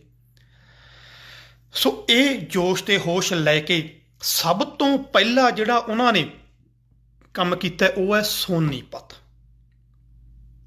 ਸੋਨੀਪਤ ਦਾ ਟਾਕਰਾ ਸਭ ਤੋਂ ਪਹਿਲਾਂ ਉਹਨਾਂ ਨੇ, ਜਿਹੜਾ ਕਿ ਇਹ ਦੇਖੋ ਕਿ ਸੋਨੀਪਤ ਹੈ ਦਿੱਲੀ ਦੇ ਬਿਲਕੁਲ ਨੇੜੇ ਹੈ,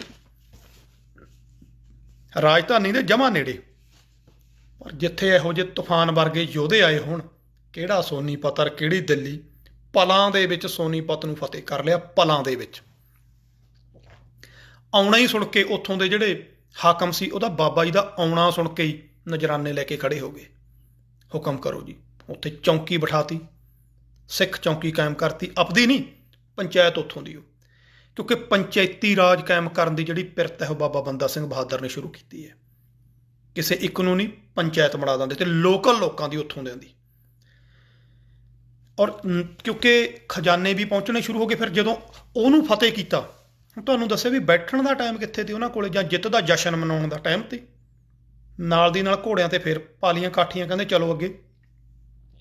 ਕੈਥਲ ਕੋਲੇ ਆ ਕੇ ਪਤਾ ਲੱਗਿਆ ਕਿ ਕੈਥਲ ਦੇ ਕੋਲੇ ਸ਼ਾਹੀ ਖਜ਼ਾਨਾ ਜਾ ਰਿਹਾ। ਹੁਣ ਪੈਸੇ ਟਕੇ ਦੀ ਬਹੁਤ ਲੋੜ ਹੈ ਇਹਨਾਂ ਕੰਮਾਂ 'ਚ, ਸ਼ੁਰੂਆਤ ਕਰੀਏ ਜੰਗ ਦੀ, ਔਰ ਵੱਡਾ ਕਾਰਜ ਹੈ, ਕੋਈ ਛੋਟਾ ਜਿਹਾ ਨਹੀਂ। ਪੈਸੇ ਤੋਂ ਬਿਨਾਂ ਕੁਝ ਵੀ ਨਹੀਂ ਹੁੰਦਾ, ਅੱਜ ਵੀ ਨਹੀਂ ਹੁੰਦਾ, ਉਦੋਂ ਵੀ ਨਹੀਂ ਹੁੰਦਾ। ਮੈਂ ਤੁਹਾਨੂੰ ਪਹਿਲਾਂ ਹੀ ਸਾਂਝ ਕਰ ਚੁੱਕਿਆ, ਜਿਹੜਾ ਪੈਸਾ ਹੈ, 6ਵੇਂ ਗੁਰਦੇਵ ਪਾਤਸ਼ਾਹ ਨੇ ਕਿਹਾ ਦੌਲਤ ਗੁਜਰਾਨ, ਗੁਜ਼ਾਰੇ ਲਈ ਪੈਸਾ ਚਾਹੀਦਾ ਹੀ ਚਾਹੀਦਾ। ਕੁਛ ਵੀ ਕਰਨਾ ਤੁਸੀਂ ਪਹਿਲਾਂ ਪੈਸਾ ਹੈ। ਤੇ ਉਹੀ ਗੁਰੂ ਨਾਨਕ ਪਾਤਸ਼ਾਹ 10ਵੇਂ ਜਾਮੇ 'ਚ ਆ ਕੇ ਕਹਿ ਰਹੇ ਨੇ ਦੌਲਤ ਕਰਾਮਾਤ ਹੈ। 3 ਕਰਾਮਾਤਾਂ ਜਿਹੜੀਆਂ ਮੈਂ ਤੁਹਾਡੇ ਨਾਲ ਸਾਂਝੀਆਂ ਕੀਤੀਆਂ ਨੇ, ਕਰਾਮਾਤ ਦੱਸੀ ਹੈ ਦੌਲਤ। ਪੈਸੇ ਤੋਂ ਬਿਨਾਂ ਤੁਸੀਂ ਕੀ ਕਰ ਲਓਗੇ? ਜੈ ਚੰਦੀ ਜਿਹਨੀਅਤ ਵਾਲੇ ਜਿਹੜਾ ਨੇ ਇੱਥੋਂ ਦੇ ਬਾਦਸ਼ਾਹ ਨੂੰ ਹਰਾਇਆ ਸ਼ੁਰੂਆਤ 'ਚ, ਪੈਸੇ ਲੈ ਕੇ ਕਿਲੇ ਦੇ ਦਰਵਾਜ਼ੇ ਖੋਲ੍ਹੇ ਤੇ। ਬਹੁਤ ਵੱਡੀਆਂ ਵੱਡੀਆਂ ਅੰਗਰੇਜ਼ਾਂ ਨੇ ਜਿਹੜੀਆਂ ਲੜਾਈਆਂ ਜਿੱਤੀਆਂ ਨੂੰ ਪੈਸੇ ਦੇ ਸਿਰ ਤੇ ਜਿੱਤੀਆਂ। ਆ ਸਾਡੇ ਧਿਆਨ ਚੰਦ ਡੋਗਰੇ ਹੋਰੀ ਹੋਰ ਕਿਵੇਂ ਵਿਕੇ ਨੇ, ਕਾਹਦੇ ਨਾਲ ਵਿਕੇ ਨੇ? ਇੱਜ਼ਤ ਦੀ ਘਾਟ ਸੀ ਉਹਨਾਂ ਨੂੰ। ਮਹਾਰਾਜਾ ਰਣਜੀਤ ਸਿੰਘ ਤੋਂ ਬਾਅਦ ਸਭ ਤੋਂ ਵੱਡਾ ਰੁਤਬਾ ਲਈ ਬੈਠੇ ਤੇ, ਪੂਰੀਆਂ ਫੌਜਾਂ ਉਹਨਾਂ ਦੇ ਕੰਟਰੋਲ 'ਚ ਨੇ, ਸਾਰੇ ਆਗੂ ਉਹਨਾਂ ਦੇ ਹੱਥ 'ਚ ਨੇ, ਰਾਜਾ ਜਿਹਨੂੰ ਚਾਹੁੰਦੇ ਨੇ ਉਹਨੂੰ ਬਣਾ ਸਕਦੇ ਨੇ। ਪਰ ਇਹ ਦੌਲਤ ਜਿਹੜੀ ਕਿ ਰਹਿੰਦੀ ਨਹੀਂ ਬੰਦੇ ਕੋਲੇ, ਪਰ ਬੰਦਾ ਇਸ ਦੌਲਤ ਪਿੱਛੇ ਲੱਗ ਕੇ ਕਰਦਾ ਕਿ ਇੱਕ ਮੇਰੀ ਛੋਟੀ ਜਿਹੀ ਯਾਦ ਆ ਗਈ, ਇੱਕ ਹਿੰਦੂ ਮਿਥਿਹਾਸ ਦੇ ਵਿੱਚੋਂ ਕਹਾਣੀ ਹੈ। ਗੱਲ ਇਹ ਨਹੀਂ ਕਿ ਸੱਚ ਝੂਠ ਦੀ ਨਹੀਂ, ਗੱਲ ਸਮਝਣ ਦੀ ਹੈ। ਉਹਦੇ ਤੋਂ ਸਿੱਖਿਆ ਕੀ ਲੈਂਦੇ ਆਪਾਂ? ਕਹਿੰਦੇ ਇੱਕ ਵਾਰੀ ਵਿਸ਼ਨੂੰ ਦਾ ਕੋਈ ਭਗਤ ਸੀ, ਕੋਈ ਬਾਣੀਆ, ਬਹੁਤ ਭਗਤੀ ਕਰਦਾ ਸੀ, ਬੜਾ ਹੀ ਤਕੜਾ ਭਗਤ ਸੀ। ਉਹ ਤੋਂ ਵਿਸ਼ਨੂੰ ਖੁਸ਼ ਹੋ ਗਿਆ, ਕਹਿੰਦਾ ਵੀ ਮੇਰਾ ਬਹੁਤ ਵੱਡਾ ਭਗਤ ਹੈ, ਇਦੋਂ ਵੱਡਾ ਭਗਤ ਤਾਂ ਨਹੀਂ, ਕਦੇ ਨਾਂਗਾ ਹੀ ਨਹੀਂ ਪਾਉਂਦਾ ਭਗਤੀ 'ਚ, ਲਗਾਤਾਰ ਹਰ ਵੇਲੇ ਮੈਨੂੰ ਸਿਮਰਦਾ, ਹਰ ਵੇਲੇ ਯਾਦ ਰਹਿੰਦਾ, ਬੜਾ ਜ਼ਿਆਦਾ ਖੁਸ਼। ਕਹਿੰਦਾ ਯਾਰ ਇਦੋਂ ਵੱਡਾ, ਇਹਨੂੰ ਬਖਸ਼ਾਂ ਕਰ ਦਿੰਦੇ ਆ। ਕਹਿੰਦੇ ਉਹਦੀ ਘਰ ਵਾਲੀ ਵਿਸ਼ਨੂੰ ਦੀ, ਉਹ ਕਹਿਣ ਲੱਗੀ ਮਹਾਰਾਜ ਐਵੇਂ ਨਾ ਘਮੰਡ 'ਚ ਰਿਹਾ ਕਰੋ, ਤੁਹਾਡਾ ਨਹੀਂ ਮੇਰਾ ਹੈ, ਜਾਣੀ ਕਿ ਮੇਰਾ ਲక్ష్ਮੀ ਦਾ ਪੁਜਾਰੀ ਹੈ ਕਹਿੰਦੀ ਉਹ ਕਹਿੰਦਾ ਹੋ ਹੀ ਨਹੀਂ ਸਕਦਾ। ਕਹਿੰਦੀ ਫਿਰ ਐਂ ਕਰੋ ਪਰਖ ਕਰ ਲਾਨੇ ਆ। ਕਹਿੰਦਾ ਚੱਲ ਵਿਸ਼ਨੂੰ ਜੀ ਕਿਸੇ ਬਜ਼ੁਰਗ ਸਾਧੂ ਦਾ ਭੇਸ ਧਾਰ ਕੇ ਕਹਿੰਦੇ ਥੱਲੇ ਆਏ ਤੇ ਆ ਕੇ ਉਹਦਾ ਦਰਵਾਜ਼ਾ ਖੜਕਾਇਆ। ਉਹਨੇ ਬਾਹਰ ਨਿਕਲਿਆ, ਤਿੱਥੀ ਦੇਖ ਕੇ ਸਾਧੂ ਮਹਾਰਾਜ ਆਏ ਨੇ। ਮਹਾਰਾਜ ਧੰਨ ਭਾਗ ਸਾਡੇ, ਕਿਵੇਂ ਆਉਣਾ ਹੋਇਆ? ਉਹ ਕਹਿੰਦਾ ਜੀ ਬਸ ਇੱਧਰੋਂ ਲੰਘੇ ਜਾ ਰਹੇ ਸੀ, ਜਲ ਪਾਣੀ ਦੀ ਇੱਛਾ ਹੋਈ ਤਾਂ ਦਰਵਾਜ਼ਾ ਖੜਕਾਤਾ। ਕਹਿੰਦਾ ਜੀ ਘਰੇ ਤੁਹਾਡਾ ਹੈ, ਆਓ ਅੰਦਰ। ਕਹਿੰਦਾ ਅੰਦਰ ਨਹੀਂ ਮੈਂ ਆਉਂਦਾ, ਅੰਦਰ ਤਾਂ ਆਊਂਗਾ ਫਿਰ ਮੈਂ ਆਪਣੀ ਮਰਜ਼ੀ ਨਾਲ ਨਿਕਲੂੰਗਾ, ਤੂੰ ਨਹੀਂ ਮੈਨੂੰ ਨਿਕਲਣ ਨੂੰ ਕਹੇਗਾ। ਕਹਿੰਦਾ ਜੀ ਹੋ ਨਹੀਂ ਸਕਦਾ, ਘਰ ਤੁਹਾਡਾ। ਇੱਕ ਹੋਰ ਹੈ ਕਹਿੰਦਾ ਮੇਰੀ ਗੱਲ, ਜਿਹੜਾ ਕਮਰਾ ਜਿਹੜੀ ਥਾਂ ਮੈਨੂੰ ਪਸੰਦ ਆ ਗਈ ਮੈਂ ਉੱਥੇ ਬੈਠੂ, ਤੇਰੀ ਮਰਜ਼ੀ ਨਾਲ ਨਹੀਂ ਬਹਿੰਦਾ। ਉਹ ਕਹਿੰਦਾ ਜੀ ਜਿੱਥੇ ਮਰਜ਼ੀ ਬੈਠੋ, ਇਹ ਸਾਧੂ ਮਹਾਤਮਾ ਲਈ ਹੋਇਆ, ਇਹ ਘਰ ਕਾਹਦਾ ਤੁਹਾਡਾ? ਕਹਿੰਦੇ ਜੀ ਵਿਸ਼ਨੂੰ ਗਿਆ ਉਹਦੇ ਮਹਿਲ ਦੇ, ਕਿਉਂਕਿ ਬਹੁਤ ਤਕੜਾ ਅਮੀਰ ਬੰਦਾ ਸੀ। ਸਾਰੇ ਘਰ ਇੱਕ ਇੱਕ ਕਮਰਾ ਦੇਖਿਆ, ਇੱਕ ਕਮਰਾ ਕਹਿਤਾ ਵੀ ਆਹ ਮੈਨੂੰ ਪਸੰਦ ਹੈ ਜੀ, ਉੱਥੇ ਲਾ ਲਏ ਆਸਣ ਤੇ ਕਹਿੰਦੇ ਬਹਿ ਗਿਆ। ਉਹ ਪਾਣੀ ਲੈਣ ਗਿਆ ਤੇ ਪਾਣੀ ਲੈ ਕੇ ਹਲੇ ਮੁੜਿਆ ਨਹੀਂ, ਬਾਹਰੋਂ ਰੱਥ ਦੀ ਆਵਾਜ਼ ਆਈ ਹੈ। ਕਹਿੰਦੇ ਇੱਕ ਮਹਾਰਾਣੀ ਯਾਨੀ ਕਿ ਲక్ష్ਮੀ ਭੇਸ ਬਦਲ ਕੇ ਆ ਗਈ, ਬਹੁਤ ਸੋਹਣੇ ਰੱਥ ਤੇ ਐ ਸਮਝ ਲਓ ਵੀ ਸੋਨੇ ਹੀਰੇ ਜ਼ਵਾਹਰਾਤਾਂ ਨਾਲ ਜੜਿਆ ਹੋਇਆ ਰੱਥ, ਸੋਨੇ ਨਾਲ ਲੱਦੀ ਹੋਏ ਉਹਦੇ ਗਹਿਣੇ ਤੇ 7 ਘੋੜੇ ਰੱਥ ਜੁੜੇ ਹੋਏ, ਨੌਕਰ ਆਲੇ ਦੁਆਲੇ ਖੜੇ ਨੇ। ਤੇ ਉਹ ਆਈ ਹੈ, ਆਵਾਜ਼ ਮਾਰੀ ਆ, ਉਹ ਦੇਖਿਆ, ਹਾਂਜੀ ਤੁਸੀਂ ਕੌਣ ਜੀ? ਉਹ ਕਹਿੰਦੀ ਜੀ ਮੈਂ ਇੱਥੋਂ ਭਾਈ ਲੰਘੀ ਜਾ ਰਹੀ ਸੀ, ਸ਼ਿਕਾਰ ਖੇਡਣ ਆਈ ਸੀ ਤੇ ਪਾਣੀ ਦੀ ਪਿਆਸ ਲੱਗੀ ਸੀ, ਮੈਂ ਕਿਹਾ ਚੱਲ ਦੇਖ ਲੈਣੇ ਜੇ ਕੋਈ ਹੈਗਾ ਪਾਣੀ ਪੀ ਲਾ। ਕਹਿੰਦੀ ਹੁਣੇ ਲੈ ਕੇ ਆਉਣਾ। ਮੈਂ ਅੰਦਰ ਗਿਆ, ਭੱਜ ਕੇ ਪਾਣੀ ਲੈ ਕੇ ਆ। ਕਹਿੰਦੀ ਮੈਂ ਨਾ ਪਾਣੀ ਤੇ ਭਾਂਡਿਆਂ 'ਚ ਨਹੀਂ ਪੀਂਦੀ, ਆ ਮੇਰਾ ਫੜ ਗਲਾਸ ਇਹ 'ਚ ਲੈ ਕੇ ਆ। ਸੋਨੇ ਦਾ ਗਲਾਸ ਪਾਣੀ ਦਾ ਦਿੱਤਾ, ਕਹਿੰਦੀ ਇਹ 'ਚ ਲੈ ਕੇ ਆਓ ਪਾਣੀ ਦਾ। ਸੋਨੇ ਦਾ ਗਲਾਸ ਦੇਖਿਆ ਉਹਨੇ, ਦਿੱਤਾ ਹੈ। ਜਦੋਂ ਪੀ ਕੇ ਉਹਨੇ ਵਗਾ ਕੇ ਮਾਰਿਆ ਲక్ష్ਮੀ ਨੇ, ਉਹ ਭੱਜਿਆ ਗਿਆ, ਪਾਣੀ ਉਹ ਗਲਾਸ ਚੱਕ ਕੇ ਲਿਆਇਆ, ਝਾੜ ਝੂੜ ਕੇ ਫੇਰ ਫੜਾਇਆ। ਕਹਿੰਦਾ ਜੀ ਆ ਗਿਰ ਗਿਆ ਸੀ। ਕਹਿੰਦੀ ਗਿਰਿਆ ਨਹੀਂ, ਮੈਂ ਸਿੱਟਿਆ, ਮੈਂ ਇੱਕੋ ਵਾਰੀ ਵਰਤਦੀ ਹੁੰਦੀ ਆ, ਭਾਂਡਾ ਤੂੰ ਰੱਖ ਲੈ। ਬਾਣੀਆ ਸੋਚਦਾ ਵੀ ਹੈ ਐਂ ਸਿੱਟਦਾ ਦੀ। ਉਹਨੇ ਸੋਚਿਆ ਵੀ ਜੇ ਕਿਤੇ ਇਹ ਰੋਟੀ ਵੀ ਖਾ ਲੇ ਮੇਰੇ ਕੋਲੇ ਤਾਂ ਭਾਂਡੇ ਉਹ ਵੀ ਸਿੱਟੂ। ਉਹ ਕਹਿੰਦਾ ਜੀ ਪ੍ਰਸ਼ਾਦਾ ਛਕ ਲਾਂਦੇ। ਕਹਿੰਦੀ ਛਕ ਤਾਂ ਲਵਾਂ, ਪਰ ਮੈਨੂੰ ਛੇਤੀ ਕੀਤਿਆਂ ਕੁਛ ਪਸੰਦ ਨਹੀਂ ਆਉਂਦਾ। ਕਹਿੰਦਾ ਜੀ ਜਿਵੇਂ ਹੁਕਮ ਕਰੋਗੇ ਉੱਦਾਂ ਤਿਆਰ ਕਰਾਂਗੇ। ਕਹਿੰਦੀ ਫਿਰ ਮੇਰੀ ਇੱਕ ਸ਼ਰਤ ਹੈ ਵੀ ਮੈਂ ਘਰ 'ਚ ਉੱਥੇ ਹੀ ਰਹਿੰਦੀ ਹੁੰਦੀ ਹਾਂ ਜਿੱਥੇ ਮੈਨੂੰ ਕੋਈ ਚੀਜ਼ ਪਸੰਦ ਆਉਂਦੀ ਹੈ। ਕਹਿੰਦੀ ਸਾਰਾ ਘਰ ਤੁਹਾਡਾ ਆ ਜਾਓ। ਗਈ ਅੰਦਰ, ਅੰਦਰ ਜਾ ਕੇ ਸਾਰਾ ਕਮਰੇ ਕੁਮਰੇ ਦੇਖ ਕੇ, ਉਹੀ ਕਮਰਾ ਕਿਉਂਕਿ ਆਉਣਾ ਹੀ ਸੀ ਪਸੰਦ ਸੀ ਜਿੱਥੇ ਉਹ ਸਾਧੂ ਬੈਠਾ ਸੀ, ਜਾਣੀ ਕਿ ਵਿਸ਼ਨੂੰ। ਕਹਿੰਦੀ ਆਹ ਕਮਰਾ ਪਸੰਦ ਹੈ, ਇੱਥੇ ਬਹਿ ਸਕਦੀ ਹਾਂ ਮੈਂ, ਪ੍ਰਸ਼ਾਦਾ ਵੀ ਛਕਾਂਗੇ, 5-4 ਦਿਨ ਰਹਿ ਵੀ ਸਕਦੀ ਹਾਂ। ਉਹ ਕਹਿੰਦਾ ਜੀ ਇਹ ਕਮਰਾ ਤਾਂ ਜੀ ਵੀ ਦਿੱਤਾ ਹੋਇਆ। ਉਹ ਕਹਿੰਦੀ ਕੀ ਕਿਹਾ? ਕਹਿੰਦਾ ਕੁਛ ਨਹੀਂ ਕਿਹਾ ਜੀ, ਕੁਛ ਨਹੀਂ ਕਿਹਾ, ਬਸ ਮੈਂ ਖਾਲੀ ਕਰਾਉਣਾ। ਜਾ ਕੇ ਉਹਨੂੰ ਕਹਿੰਦਾ ਮਹਾਰਾਜ ਕਹਿੰਦਾ ਬਾਹਰ ਆਇਓ ਜੀ ਮਾੜਾ ਜਿਹਾ। ਉਹ ਕਹਿੰਦਾ ਕੀ ਗੱਲ ਹੋ ਗਈ ਭਾਈ? ਕਹਿੰਦਾ ਕੁਛ ਨਹੀਂ ਜੀ, ਕਮਰਾ ਚੇਂਜ ਕਰਨਾ। ਉਹ ਕਹਿੰਦਾ ਮੈਂ ਤੈਨੂੰ ਗੱਲ ਕਹੀ ਤੇ ਉਹ ਕਹਿੰਦਾ ਇੰਨਾ ਟਾਈਮ ਨਹੀਂ ਤੇਰੇ ਨਾਲ ਭਕਾਈ ਮਾਰਨ ਦਾ। ਉਹ ਬਜ਼ੁਰਗ ਸਾਧੂ ਨੂੰ ਜਿਹੜਾ ਕਿ ਵਿਸ਼ਨੂੰ ਬਣਾਤੀ, ਬਾਂਹ ਤੋਂ ਫੜਿਆ ਬਾਣੀਏ ਨੇ ਤੇ ਖਿੱਚੀ ਜਾਵੇ ਬਾਹਰ। ਕਹਿੰਦਾ ਤੂੰ ਬਾਹਰ ਚੱਲ, ਇੱਥੇ ਮੈਂ ਤੈਨੂੰ ਕਹਿ ਰਿਹਾ ਕਮਰਾ ਖਾਲੀ ਕਰ, ਤੂੰ ਰੌਲਾ ਪਾ ਕੇ ਬਹਿ ਗਿਆ। ਉਹਦਾ ਵਿਚਾਰੇ ਦਾ ਕਿਤੇ ਪੈਰ ਲੱਗੇ ਧਰਤੀ ਤੇ, ਕਿਤੇ ਨਾ ਲੱਗੇ, ਖਿੱਚ ਕੇ ਉਹਨੂੰ ਬਾਹਰ ਲੈ ਗਿਆ। ਕਹਿੰਦਾ ਜੀ ਬੈਠੋ। ਤੇ ਵਿਸ਼ਨੂੰ ਗੇਟ ਤੋਂ ਕਹਿੰਦੇ ਬਾਹਰ ਲੰਘਿਆ ਜਾ ਰਿਹਾ ਤੇ ਮਗਰੇ ਬੀਬਾ ਜੀ ਲక్ష్ਮੀ ਹੋਰੀ ਤੁਰ ਪਏ ਤੇ ਪਿੱਛੋਂ ਉਹ ਸੇਠ ਨੇ ਆਵਾਜ਼ ਮਾਰੀ, ਕਹਿੰਦਾ ਜੀ ਤੁਸੀਂ ਕਿੱਧਰ ਚੱਲੇ? ਕਹਿੰਦੀ ਉਹ ਉੱਧਰ ਹੀ ਚੱਲੀਆਂ ਜਿੱਧਰ ਉਹ ਜਾ ਰਿਹਾ। ਕਹਿੰਦਾ ਜੀ ਕੀ ਗੱਲ? ਕਹਿੰਦੀ ਤੈਨੂੰ ਇਹ ਨਹੀਂ ਪਤਾ, ਉਹ ਮੇਰਾ ਸਾਈਂ ਹੈ, ਮੇਰੇ ਸਿਰ ਦਾ ਸਾਈਂ ਹੈ, ਮੇਰਾ ਖਸਮ ਹੈ ਉਹ। ਜਿੱਥੇ ਉਹ ਹੁੰਦਾ ਉੱਥੇ ਮੈਂ ਹੁੰਦੀ ਹਾਂ, ਜਿੱਥੇ ਮੈਂ ਹੁੰਦੀ ਹਾਂ ਉਹ ਹੋਵੇ ਨਾ ਹੋਵੇ ਫਰਕ ਨਹੀਂ ਪੈਂਦਾ, ਪਰ ਉਹ ਜਿੱਥੇ ਹੋਊਗਾ ਮੈਂ ਉੱਥੇ ਹਾਂ। ਭਾਵ ਕੀ ਹੈ ਇਹਦਾ ਕਿ ਜਿੱਥੇ ਰੱਬ ਦਾ ਭੈ ਹੈ, ਸਤਿਕਾਰ ਹੈ, ਤਿੱਥੀਆਂ ਦੀ ਸੇਵਾ ਹੈ, ਉੱਥੇ ਹੀ ਮੇਰਾ ਵਸ ਹੈ। ਹੁਣ ਇਹ ਗੱਲ ਵੱਡੀ ਹੈ, ਪਰ ਜਦੋਂ ਬੰਦੇ ਦੇ ਅੰਦਰੋਂ ਇਹ ਚੀਜ਼ ਨਿਕਲ ਜਾਂਦੀ ਹੈ ਤਾਂ ਉਹ ਰੱਬ ਨੂੰ ਭੁੱਲ ਜਾਂਦਾ, ਰੱਬ ਨੂੰ ਟੱਪ ਸਮਝਦਾ। ਤੇ ਇਹਨਾਂ ਧਿਆਨ ਸਿੰਘ ਡੋਗਰੇ ਵਰਗਿਆਂ ਨੇ ਜਿਨ੍ਹਾਂ ਨੇ ਜ਼ਮੀਰਾਂ ਵੇਚੀਆਂ, ਪੈਸੇ ਨੇ ਇਹਨਾਂ ਦਾ ਸਭ ਕੁਝ ਤਹਿਸ ਨਹਿਸ ਕਰਤਾ। ਪੈਸੇ ਨੇ ਮੱਤ ਮਾਰਤੀ, ਉਹ ਆਪਾਂ ਅੱਗੇ ਸਾਂਝ ਕਰਾਂਗੇ ਇਹਦੀ। ਸੋ ਇਹ ਜਿਹੜੀ ਘਟਨਾ ਮੈਂ ਤੁਹਾਨੂੰ ਕਹਿ ਰਿਹਾ ਕਿ ਇੱਥੇ ਦੌਲਤ ਦਾ ਕੈਥਲ ਕੋਲੇ ਵੱਡਾ ਖਜ਼ਾਨਾ ਪਤਾ ਲੱਗਿਆ ਕਿ ਦਿੱਲੀ ਨੂੰ ਜਾ ਰਿਹਾ, ਟੈਕਸਾਂ ਦਾ ਇਕੱਠਾ ਕਰਿਆ ਤੇ ਸ਼ੇਰਾਂ ਨੇ ਘੇਰ ਲਿਆ। ਕਿੰਨਾ ਇਹਨਾਂ ਨੇ ਕੀ ਖੜਨਾ ਸੀ ਤੂਫਾਨ ਅੱਗੇ। ਇੱਥੋਂ ਬਹੁਤ ਸਾਰਾ ਧਨ ਦੌਲਤ, ਘੋੜੇ ਔਰ ਹਥਿਆਰ ਬਾਬਾ ਜੀ ਨੂੰ ਮਿਲੇ। ਔਰ ਸਭ ਤੋਂ ਵੱਡੀ ਗੱਲ ਇਹ ਸੀ ਕਿ ਬਾਬਾ ਬੰਦਾ ਸਿੰਘ ਬਹਾਦਰ 1 ਰੁਪਈਆ ਨਹੀਂ ਆਪਦੇ ਕੋਲੇ ਰੱਖਦੇ ਤੇ। ਉਸੇ ਵੇਲੇ ਸਾਰਾ ਕੁਝ ਫੌਜਾਂ 'ਚ ਸਿੰਘਾਂ 'ਚ ਵੰਡਤਾ, ਸਾਰਾ ਕੁਝ ਵਰਤਾਤਾ, ਪਰ ਹੱਥ ਵਧੀਆ ਰੰਗੇ ਗਏ। ਕੈਥਲ ਦੇ ਵਿੱਚ ਪੰਚਾਇਤ ਕਾਇਮ ਕਰਤੀ, ਉਹਨੂੰ ਵੀ ਫਤਿਹ ਕਰ ਲਿਆ ਤੇ ਉੱਥੇ ਵੀ ਉੱਥੋਂ ਦੇ ਸਥਾਨਕ ਲੋਕਾਂ ਨੂੰ ਨਾਲ ਲੈ ਕੇ ਖਾਲਸਾ ਪੰਚਾਇਤ ਕਾਇਮ ਕਰਤੀ। ਹੁਣ ਆ ਗਈ ਵਾਰੀ ਸਮਾਣੇ ਦੀ। ਸਮਾਣਾ ਬਹੁਤ ਵੱਡਾ ਤੇ ਘੁੱਗ ਵਸਦਾ ਸ਼ਹਿਰ ਸੀ, ਬਹੁਤ ਹੀ ਪੁਰਾਣਾ, ਪੁਰਾਤਨ ਸਮੇਂ ਦਾ। ਇਹਦੀ ਖਾਸੀਅਤ ਇਹ ਸੀ, ਇੱਥੇ 22 ਬੰਦੇ ਸੈਯਦ ਉਹ ਰਹਿੰਦੇ ਤੇ ਜਿਹੜੇ ਪਾਲਕੀਆਂ 'ਚ ਨਿਕਲ ਸਕਦੇ ਸੀ, ਜਿਨ੍ਹਾਂ ਨੂੰ ਬਾਦਸ਼ਾਹ ਵੱਲੋਂ ਪਾਲਕੀ 'ਚ ਬੈਠਣ ਦੀ ਪਰਮਿਸ਼ਨ ਸੀ। ਐਂ ਸਮਝ ਲਓ ਜਿਵੇਂ ਅੱਜ ਕੱਲ੍ਹ ਚੰਡੀਗੜ੍ਹ ਨਹੀਂ ਅਮੀਰ ਵਜ਼ੀਰ ਉੱਥੇ ਰਹਿੰਦੇ ਨੇ ਜ਼ਿਆਦੇ, ਐਂ ਕਹ ਲਓ ਵੀ ਲਾਲ ਬੱਤੀਆਂ ਵਾਲੀਆਂ ਗੱਡੀਆਂ ਰਹਿੰਦੀਆਂ ਤੇ ਉੱਥੇ 22 ਉਹ ਸੀ ਉੱਥੇ। ਤੇ ਦੂਜੀ ਗੱਲ ਜਿਹਦੇ ਕਰਕੇ ਸਮਾਣਾ ਅੱਖਾਂ 'ਚ ਰੜਕਦਾ ਸੀ, ਉਹ ਤੀ ਜਲਾਲੂਦੀਨ, ਸ਼ਾਸ਼ਲ ਬੇਗ ਤੇ ਬਾਸ਼ਲ ਬੇਗ। ਜਲਾਲੂਦੀਨ ਉਹ ਜਲਾਦ ਸੀ ਜਿਹਨੇ 9ਵੇਂ ਗੁਰਦੇਵ ਪਿਤਾ ਜੀ ਨੂੰ ਸ਼ਹੀਦ ਕੀਤਾ ਸੀ ਦਿੱਲੀ ਦੇ ਵਿੱਚ। ਸ਼ਾਸ਼ਲ ਬੇਗ ਤੇ ਬਾਸ਼ਲ ਬੇਗ ਉਹ ਜਰਬਾਣੇ ਤੇ ਜਿਨ੍ਹਾਂ ਨੇ ਛੋਟੇ ਸਾਹਿਬਜ਼ਾਦਿਆਂ ਨੂੰ ਹਲਾਲ ਕੀਤਾ ਸੀ।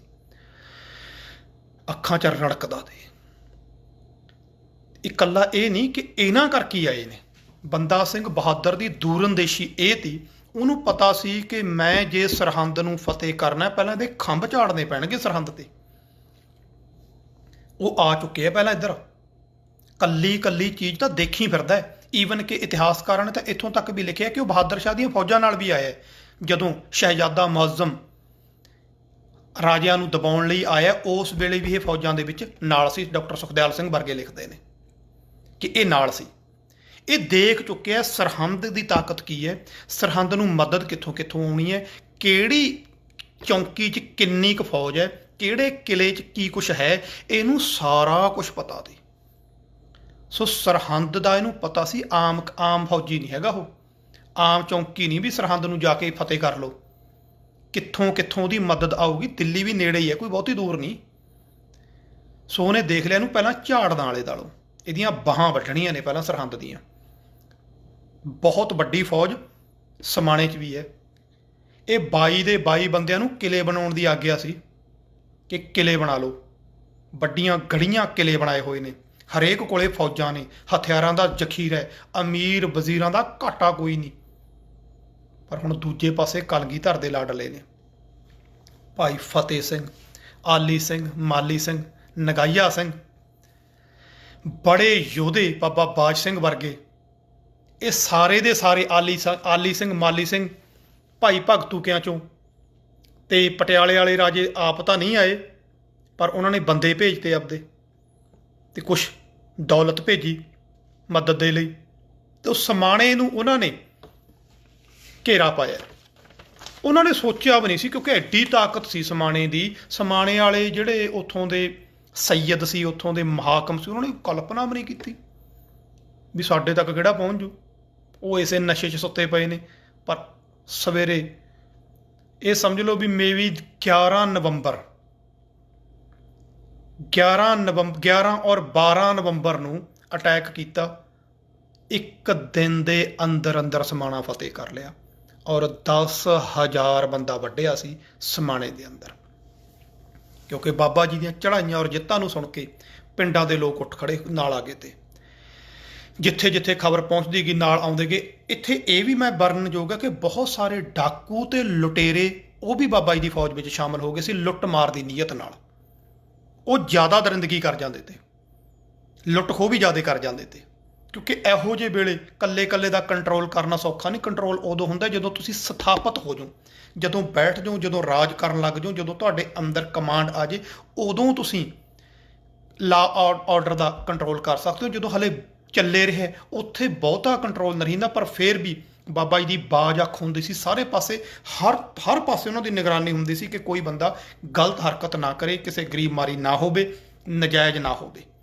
ਪੂਰੀ ਸਖਤਾਈ ਰੱਖੀ ਜਾਂਦੀ ਸੀ, ਪਰ ਫਿਰ ਵੀ ਕਿਤੇ ਨਾ ਕਿਤੇ ਇਹੋ ਜਿਹੜੇ ਬੰਦੇ ਤੇ ਇਹ ਗੜਬੜਾਂ ਕਰ ਜਾਂਦੇ ਤੇ, ਲੁੱਟ ਖੋਹ ਲਈ ਇਹ ਬਹੁਤ ਉਤਸ਼ਾਹਤ ਔਰ ਅੱਗੇ ਹੁੰਦੇ ਤੇ। ਸੋ ਐਂ ਸਮਝ ਲਓ ਕੁਛ ਘੰਟਿਆਂ ਦੇ ਵਿੱਚ ਸਮਾਣਾ ਸੀ ਜਿਹੜਾ ਥੇ ਬਣਾ ਕੇ ਰੱਖਤਾ। ਉਹ ਮੜੀਆਂ, ਉਹ ਮਹਿਲ ਜਿੱਥੇ ਕਿਹੜਾ ਜ਼ੁਲਮ ਸੀ ਜਿਹੜਾ ਨਹੀਂ ਹੋਇਆ, ਉਹ ਮੜੀਆਂ ਨੂੰ ਸੋ ਬਹੁਤ ਹੀ ਐ ਸਮਝ ਲਓ ਭਲਾ ਇੱਕ ਦਿਨ ਦੇ ਵਿੱਚ ਫਤਿਹ ਕਰ ਲਿਆ ਸਮਾਣੇ ਨੂੰ। ਤਿੰਨੇ ਜਲਾਦ ਪੇਸ਼ ਕੀਤੇ ਨੇ, ਔਰ ਉਹਨਾਂ ਨੂੰ ਸਜ਼ਾਵਾਂ ਦਿੱਤੀਆਂ। ਦਰਬਾਰ ਲੱਗੇ ਜੈਨੀਆਂ ਦੇ ਮਹੱਲੇ ਦੇ ਵਿੱਚ। ਸਮਾਣੇ ਇੱਕ ਜੈਨੀਆਂ ਦਾ ਮਹੱਲਾ ਹੈ, ਉੱਥੇ ਦਰਬਾਰ ਲਾਇਆ। ਪਹਿਲਾ ਦਰਬਾਰ ਸਾਡੇ ਬੇਤਾਜ ਬਾਦਸ਼ਾਹ, ਕੋਈ ਸਿੰਘਾਸਣ ਨਹੀਂ ਬਲਕਿ ਇੱਕ ਥੜੇ ਤੇ ਬਹਿ ਗਿਆ ਤੇ ਉੱਥੇ ਹੀ ਦਰਬਾਰ ਲੱਗਿਆ, ਉੱਥੇ ਹੀ ਫੈਸਲੇ ਹੋਏ ਨੇ। ਜਦੋਂ ਆਲੇ ਦੁਆਲੇ ਅੱਗ ਵਾਂਗੂ ਇਹ ਖਬਰ ਫੈਲ ਗਈ ਵੀ ਹੈ ਸਮਾਣਾ ਤਬਾਹ ਕਰਤਾ, ਸਮਾਣਾ ਫਤਿਹ ਹੋ ਗਿਆ। ਕੱਲਾ ਫਤਿਹ ਨਹੀਂ ਹੋਇਆ, ਐ ਸਮਝ ਲਓ ਥੇ ਬਣਾਤਾ ਥੇ। ਉਹ ਮਹਿਲ ਮਾੜੀਆਂ ਜਿਹੜੇ ਕਿਲੇ ਕਹਿੰਦੇ ਸੀ ਵੀ ਇਹ ਤਾਂ ਅਜਿੱਤ ਨੇ, ਉਹਨਾਂ ਕਿਲਿਆਂ ਦੀਆਂ ਇੱਟਾਂ ਤੱਕ ਨਹੀਂ ਰਹਿਣ ਦਿੱਤੀਆਂ, ਸੁਹਾਗੇ ਫੇਰਤੇ। ਪਰ ਇੱਕ ਗੱਲ ਇੱਥੇ ਹੋਰ ਧਿਆਨ ਦੇਣੀ ਹੈ, ਇੱਕ ਵੀ ਧਾਰਮਿਕ ਸਥਾਨ ਨਹੀਂ ਢਾਇਆ, ਨਾ ਮਸਜਿਦ ਨਾ ਕੋਈ ਹੋਰ, ਇੱਕ ਵੀ ਸਿੰਗਲ ਧਾਰਮਿਕ ਸਥਾਨ ਨੂੰ ਨੁਕਸਾਨ ਨਹੀਂ ਪਹੁੰਚਾਇਆ। ਅੱਜ ਵੀ ਜਾ ਕੇ ਦੇਖ ਸਕਦੇ ਹੋ, ਉੱਥੇ ਉਹ ਮਸਜਿਦਾਂ ਖੜੀਆਂ ਨੇ ਜਿਹੜੀਆਂ ਬਾਬਾ ਜੀ ਤੋਂ ਪਹਿਲਾਂ ਦੀਆਂ ਨੇ, ਅੱਜ ਵੀ ਖੜੀਆਂ ਨੇ। ਉਹ ਇਹ ਸੀ ਜਾਬਤਾ, ਇਹ ਸੀ ਆਪਣੇ ਆਪ ਤੇ ਕੰਟਰੋਲ। ਬਦਲੇ ਦੀ ਭਾਵਨਾ ਨਹੀਂ, ਇਹ ਜ਼ਰੂਰ ਹੈ ਜ਼ਾਲਮ ਨੂੰ ਸਜ਼ਾ ਦੇਣੀ ਆ, ਪਰ ਬਦਲਾ ਨਹੀਂ। ਬਦਲਾ ਉਹ ਹੁੰਦਾ ਕਿ ਜੋ ਤੂੰ ਸਾਡੇ ਨਾਲ ਕਰਿਆ ਸੀ ਉਦੋਂ ਵੱਧ ਕਰਾਂਗੇ। ਨਾ, ਕੋਈ ਮਸਜਿਦ ਨਹੀਂ ਤੋੜੀ ਗਈ। ਜਿਹਨੇ ਜਿਹਨੇ ਜ਼ੁਲਮ ਕੀਤਾ ਤਬਾਹ ਕੀਤੇ ਗਏ। ਬਹੁਤ ਵੱਡਾ ਭੰਡਾਰ ਹਥਿਆਰਾਂ ਦਾ ਤੇ ਧਨ ਦੌਲਤ ਦਾ ਬਾਬਾ ਜੀ ਤੇ ਫੌਜਾਂ ਦੇ ਹੱਥ ਲੱਗਿਆ। ਉਹ ਰੱਜ ਕੇ ਜਦੋਂ ਵਾਪਸ ਮੁੜਦੇ ਤਾਂ ਇਲਾਕੇ ਦੇ ਲੋਕ, ਆਮ ਲੋਕਾਂ ਨੂੰ ਲੁੱਟਣ ਦਾ ਫਿਰ ਮੌਕਾ ਮਿਲ ਗਿਆ, ਕਿਉਂਕਿ ਗੁੱਸਾ ਬਹੁਤ ਸੀ ਇੱਥੋਂ ਦੇ ਲੋਕਾਂ ਪ੍ਰਤੀ, ਕਿਉਂਕਿ ਜ਼ੁਲਮ ਬੜੇ ਹੋਏ ਹੋਏ ਤੇ ਆਮ ਏਰੀਏ ਦੇ ਪਿੰਡਾਂ ਨੇ ਫਿਰ ਆਮ ਘਰਾਂ ਨੂੰ ਵੀ ਜੋੜੇ ਕੇ ਹੈਗੇ ਤਾਂ ਉਹ ਵੀ ਛੋਟੇ ਅਹਿਲਕਾਰ ਲਾ ਲਓ, ਫੌਜੀ ਲਾ ਲਓ, ਜੋ ਵੀ ਸੀ ਉਹਨਾਂ ਨੇ ਉਹ ਰੱਜ ਕੇ ਲੁੱਟਿਆ। ਮਤਲਬ ਸਮਾਣਾ ਮੁੜ ਕੇ ਵਸ ਨਹੀਂ ਸਕਿਆ ਉਹ ਜਿਹਾ ਜੋ ਪੁਰਾਣੇ ਵੇਲੇ ਸੀ। ਔਰ ਜਿਹੜੇ ਉੱਥੋਂ ਭੱਜ ਗਏ ਜਾਨ ਬਚਾ ਕੇ, ਕਿਉਂਕਿ ਹਜ਼ਾਰਾਂ ਦੀ ਗਿਣਤੀ 'ਚ ਨਿਕਲ ਕੇ, ਉਹ ਮੁੜ ਕੇ ਕਦੇ ਸਮਾਣੇ ਨਹੀਂ ਆਏ। ਉਹਨਾਂ ਨੇ ਨਹੀਂ ਮੂੰਹ ਕੀਤਾ ਮੁੜ ਕੇ ਸਮਾਣੇ ਵੱਲ, ਥੇ ਬਣਾਤਾ।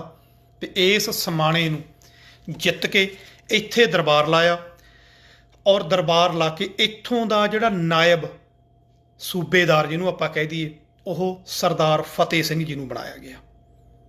ਸਰਦਾਰ ਫਤਿਹ ਸਿੰਘ ਜੀ ਪਹਿਲੇ ਨਾਇਬ ਸੂਬੇਦਾਰ ਬਣੇ ਨੇ, ਔਰ ਐਡੇ ਵੱਡੇ ਇਲਾਕੇ ਨੂੰ ਜਿੱਤ ਕੇ। ਹੁਣ ਇੱਕ ਗੱਲ ਇਹ ਵੀ ਧਿਆਨ ਰੱਖਣੀ, ਮੈਂ ਫੇਰ ਦੱਸ ਰਿਹਾ ਕਿ ਬਾਬਾ ਜੀ ਕੋਲੇ ਜਿੱਤ ਦਾ ਜਸ਼ਨ ਮਨਾਉਣ ਦਾ ਟਾਈਮ ਥੋੜ੍ਹੀ ਸੀ ਵੀ ਹੁਣ ਪਹਿਲਾਂ ਉਰੇ ਪਾਰਟੀਆਂ ਕਰੀ ਵੀ ਹਾਂ ਜਿੱਤ ਗਏ।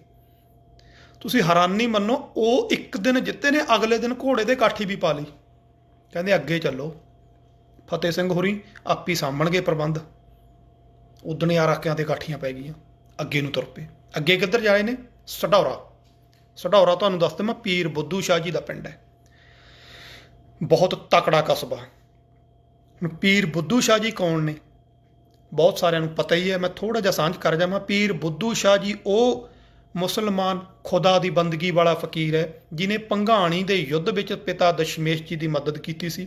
700 ਮੁਰੀਦ, 4 ਪੁੱਤਰ ਤੇ 2 ਭਰਾ ਲੈ ਕੇ ਪਹੁੰਚਿਆ। ਇਸ ਜੰਗ ਦੇ ਵਿੱਚ 2 ਪੁੱਤਰ 1 ਭਰਾ ਤੇ ਕਈ ਸੌ ਉਹਦੇ ਮੁਰੀਦ ਸ਼ਹੀਦ ਹੋਏ। ਤੇ ਹਜ਼ੂਰ ਨੇ ਉਹਨੂੰ ਪੱਗਵਟ ਭਰਾ ਬਣਾਇਆ, ਜਿਹੜਾ ਆਪਾਂ ਦਸਤਾਰਾ ਅੱਧਾ ਦਸਤਾਰਾ ਪਾੜ ਕੇ ਪੀਰ ਬੁੱਧੂ ਸ਼ਾਹ ਜੀ ਨੂੰ ਬਖਸ਼ਿਸ਼ ਕੀਤਾ। ਇਹ ਕਹਿ ਲਓ ਕਿ ਪੱਗਵਟ ਭਰਾ ਜਿਵੇਂ ਆਪਾਂ ਕਹਿ ਦਿੰਦੇ ਉਹ ਬਣਾ ਲਿਆ। ਔਰ ਹਜ਼ੂਰ ਨੇ ਜਦੋਂ ਪੁੱਛਿਆ ਸੀ ਪੀਰ ਜੀ ਮੰਗੋ ਜੋ ਮੰਗਣਾ ਹੈ, ਗੁਰੂ ਨਾਨਕ ਦਾ ਦਰ ਤੁਹਾਡੇ ਲਈ ਖੁੱਲ੍ਹਾ। ਤੇ ਉਹਨਾਂ ਨੇ ਪਤਾ ਕੀ ਮੰਗਿਆ ਸੀ, ਕਿਉਂਕਿ ਹਜ਼ੂਰ ਕੰਘਾ ਕਰ ਰਹੇ ਸੀ ਕੇਸਾਂ ਨੂੰ ਸਵੇਰੇ ਸਵੇਰੇ ਕਿਤੇ ਜਾਂ ਸ਼ਾਮ ਨੂੰ, ਜਿਸ ਵੀ ਟਾਈਮ। ਮਤਲਬ ਇਹ ਸਮਝੋ ਕਿੰਨਾ ਪਿਆਰ ਸੀ, ਕਿੰਨੀ ਨੇੜਤਾ ਸੀ। ਜਦੋਂ ਬੈਠੇ ਨੇ ਗੁਰੂ ਪਾਤਸ਼ਾਹ ਕੇਸਾਂ ਨੂੰ ਕੰਘਾ ਕਰ ਰਹੇ ਨੇ, ਤਾਂ ਨਾਲ ਪੁੱਛਿਆ ਕੇਸਾਂ ਨੂੰ ਕੰਘਾ ਕਰਦੇ ਕਰਦੇ ਕਿ ਪੀਰ ਜੀ ਮੰਗੋ ਕੀ ਮੰਗਦੇ ਹੋ? ਤਾਂ ਪੀਰ ਜੀ ਨੇ ਪਤਾ ਕੀ ਮੰਗਿਆ ਸੀ? ਕਹਿੰਦੇ ਮਹਾਰਾਜ ਜੇ ਦੇਣਾ ਹੀ ਹੈ, ਵੈਸੇ ਤਾਂ ਲੋੜ ਨਹੀਂ, ਪਰ ਜੇ ਦੇਣਾ ਹੀ ਹੈ, ਤਰੁੱਠੇ ਹੋ, ਜੇ ਬਖਸ਼ਿਸ਼ ਕਰਨੀ ਹੈ, ਆਹ ਕੰਘਾ ਜੋ ਕੇਸਾਂ 'ਚ ਕਰ ਰਹੇ ਹੋ, ਜਿਹਦੇ ਵਿੱਚ ਕੇਸ ਅੜੇ ਹੋਏ ਨੇ, ਜਿਹੜੇ ਆਪਣੇ ਪੁਰਾਣੇ ਕੇਸ ਮਰੇ ਹੋਏ ਹੁੰਦੇ ਨੇ ਉਹ ਨਿਕਲੇ ਆਉਂਦੇ ਨੇ ਨਾ ਕੰਘਿਆ ਜਦੋਂ ਆਪਾਂ ਕਰਦੇ ਹਾਂ, ਇਹ ਅੜੇ ਹੋਏ ਕੇਸਾਂ ਦੇ ਸਮੇਤ ਬਖਸ਼ਿਸ਼ ਕਰ ਦਿਓ। ਆਹ ਮੰਗਿਆ ਸੀ। ਤੇ ਹਜ਼ੂਰ ਨੇ ਨਾਲ ਇੱਕ ਕਟਾਰ ਵੀ ਬਖਸ਼ਿਸ਼ ਕੀਤੀ, ਸਿਰੋਪਾਓ ਤੇ ਅੱਧਾ ਦਸਤਾਰਾ, ਇਹ ਬਖਸ਼ਿਸ਼ ਕੀਤਾ ਸੀ। ਇਹ ਚੀਜ਼ਾਂ ਲੈ ਕੇ ਜਦੋਂ ਆਏ ਨੇ ਤਾਂ ਇੱਥੋਂ ਦੇ ਪਾਪੀ ਉਸਮਾਨ ਖਾਨ ਨੇ ਅਤੇ ਜ਼ਾਲਮਾਂ ਨੇ ਗੁਰੂ ਪਾਤਸ਼ਾਹ ਜੀ ਦੀ ਮਦਦ ਕਰਨ ਦੇ ਵਜੋਂ ਇਹਨਾਂ ਨੂੰ ਸ਼ਹੀਦ ਕਰਤਾ ਸੀ ਕਿ ਤੂੰ ਕਾਫਰਾਂ ਦੇ ਗੁਰੂ ਦੀ ਮਦਦ ਕੀਤੀ ਹੈ। ਤੇ ਜਿਹੜਾ ਬੰਦਾ ਸਿੰਘ ਬਹਾਦਰ ਦਸ਼ਮੇਸ਼ ਨੂੰ ਦਿਲੋਂ ਪਿਆਰ ਕਰਦਾ ਹੋਵੇ, ਉਹਦੇ ਸਿੱਖ ਤੇ ਕੀਤਾ ਹੋਵੇ ਜ਼ੁਲਮ ਦਸ਼ਮੇਸ਼ ਪਿਤਾ ਦੇ ਕਿਸੇ ਨੇ, ਉਹ ਕਿਵੇਂ ਬਚ ਜੂ ਉਹ ਤੋਂ? ਬਸ ਸਢੌਰੇ ਕਣੇ ਨੂੰ ਘੋੜੇ ਦੀਆਂ ਸੱਧੀਆਂ ਲਗਾਮਾਂ ਕਰਤੀਆਂ, ਕਹਿੰਦਾ ਹੁਣ ਇੱਧਰ ਨੂੰ ਤੁਰ ਪਓ। ਇਹ 15 ਨਵੰਬਰ ਨੂੰ ਉੱਥੋਂ ਚੱਲ ਪਏ, 12 ਨੂੰ ਸਮਾਣਾ ਫਤਿਹ ਕੀਤਾ ਤੇ 15 ਨੂੰ ਚੱਲ ਵੀ ਪਏ। ਐਡੀ ਵੱਡੀ ਜੰਗ ਜਿੱਤੀ ਹੈ ਤੇ ਦਿਨ 2 ਨਹੀਂ ਖੜਿਆ। ਕਹਿੰਦਾ ਚਲੋ ਜੀ ਹੁਣ ਰਾਹ ਦੇ ਵਿੱਚ ਸਢੌਰੇ ਤੋਂ ਜਦੋਂ ਚੱਲੇ ਨੇ ਤਾਂ ਰਾਹ ਦੇ ਵਿੱਚ ਹੋਰ ਏਰੀਏ ਵੀ ਆਉਂਦੇ ਨੇ, ਉਹਨਾਂ ਨੂੰ ਵੀ ਫਤਿਹ ਕਰਨਾ। ਕੁੜਾਮ, ਠਸਕਾ, ਸ਼ਾਹਬਾਦ, ਮੁਸਤਫਾਬਾਦ, ਕਪੂਰੀ। ਤੁਹਾਨੂੰ ਦੱਸਿਆ ਨਾ, ਬਾਹਾਂ ਝਾੜ ਰਿਹਾ ਵੀ ਸਰਹੰਦ ਨੂੰ ਜਿੱਥੋਂ ਜਿੱਥੋਂ ਮਦਦ ਆਉਣੀ ਹੈ, ਜਿਹੜੇ ਜਿਹੜੇ ਪਾਸਿਓਂ ਮਦਦ ਆਉਣੀ ਹੈ, ਜਿੱਥੇ ਜਿੱਥੇ ਚੌਂਕੀਆਂ ਬੈਠੀਆਂ ਨੇ ਸਰਕਾਰ ਦੀਆਂ, ਉਸ ਪਾਸੇ ਨਿਗਾਹ ਪੈ ਗਈ। ਇਹਨਾਂ ਨੂੰ ਫਤਿਹ ਕੀਤਾ, ਪਲਾਂ ਦੇ ਵਿੱਚ ਥੇ ਬਣਾ ਦਿੰਦਾ, ਤੇ ਥੇ ਅੱਗ ਦੀ ਲਾਟ ਵਾਂਗੂ ਪੈਂਦੇ ਤੇ ਸਿੰਘ ਜਦੋਂ ਜਾ ਕੇ ਉਹ ਖਤਮ ਕਰਤਾ। ਸਢੌਰਾ ਘੇਰ ਲਿਆ। ਸਢੌਰਾ ਬਹੁਤ ਤਾਕਤਵਰ ਉਸ ਵੇਲੇ ਕਿਲਾ ਸੀ, ਔਰ ਗੜ੍ਹ ਸੀ। ਉਸਮਾਨ ਖਾਨ ਵਰਗਾ ਜ਼ਾਲਮ ਜਰਨੈਲ ਉੱਥੇ ਰਹਿੰਦਾ ਸੀ, ਚੰਗੀ ਤਕੜੀ ਉਹਦੇ ਕੋਲ ਫੌਜ ਸੀ, ਪਰ ਇਸ ਹੜ੍ਹ ਦੇ ਅੱਗੇ ਉਹਨੇ ਟਿਕਣਾ ਕੀਤੀ। ਇਹ ਤਾਂ ਇੱਕ ਹੜ੍ਹ ਆ ਗਿਆ ਨਾ, ਹੜ੍ਹ, ਜੋਸ਼ ਦਾ ਹੜ੍ਹ। ਇਹਨਾਂ ਦੇ ਅੱਗੇ ਕਿਹਨੇ ਅੜਨਾ ਸੀ? ਤੇ ਸਿੰਘਾਂ ਨੇ ਤੇਗ ਵਾਹੀ, ਤੇ ਬਾਬਾ ਜੀ ਨੇ ਇੱਕੋ ਹੁਕਮ ਕਰਤਾ ਕਿ ਇੱਥੇ ਕੋਈ ਵੀ ਨਹੀਂ ਬਚਣਾ ਚਾਹੀਦਾ। ਇੱਥੇ ਪੀਰ ਬੁੱਧੂ ਸ਼ਾਹ ਨੂੰ ਸ਼ਹੀਦ ਕੀਤਾ ਗਿਆ, ਜੋ ਸਾਹਮਣੇ ਆਉਂਦਾ ਤਲਵਾਰ ਦੀ ਧਾਰ ਲਗਾ ਦਿਓ।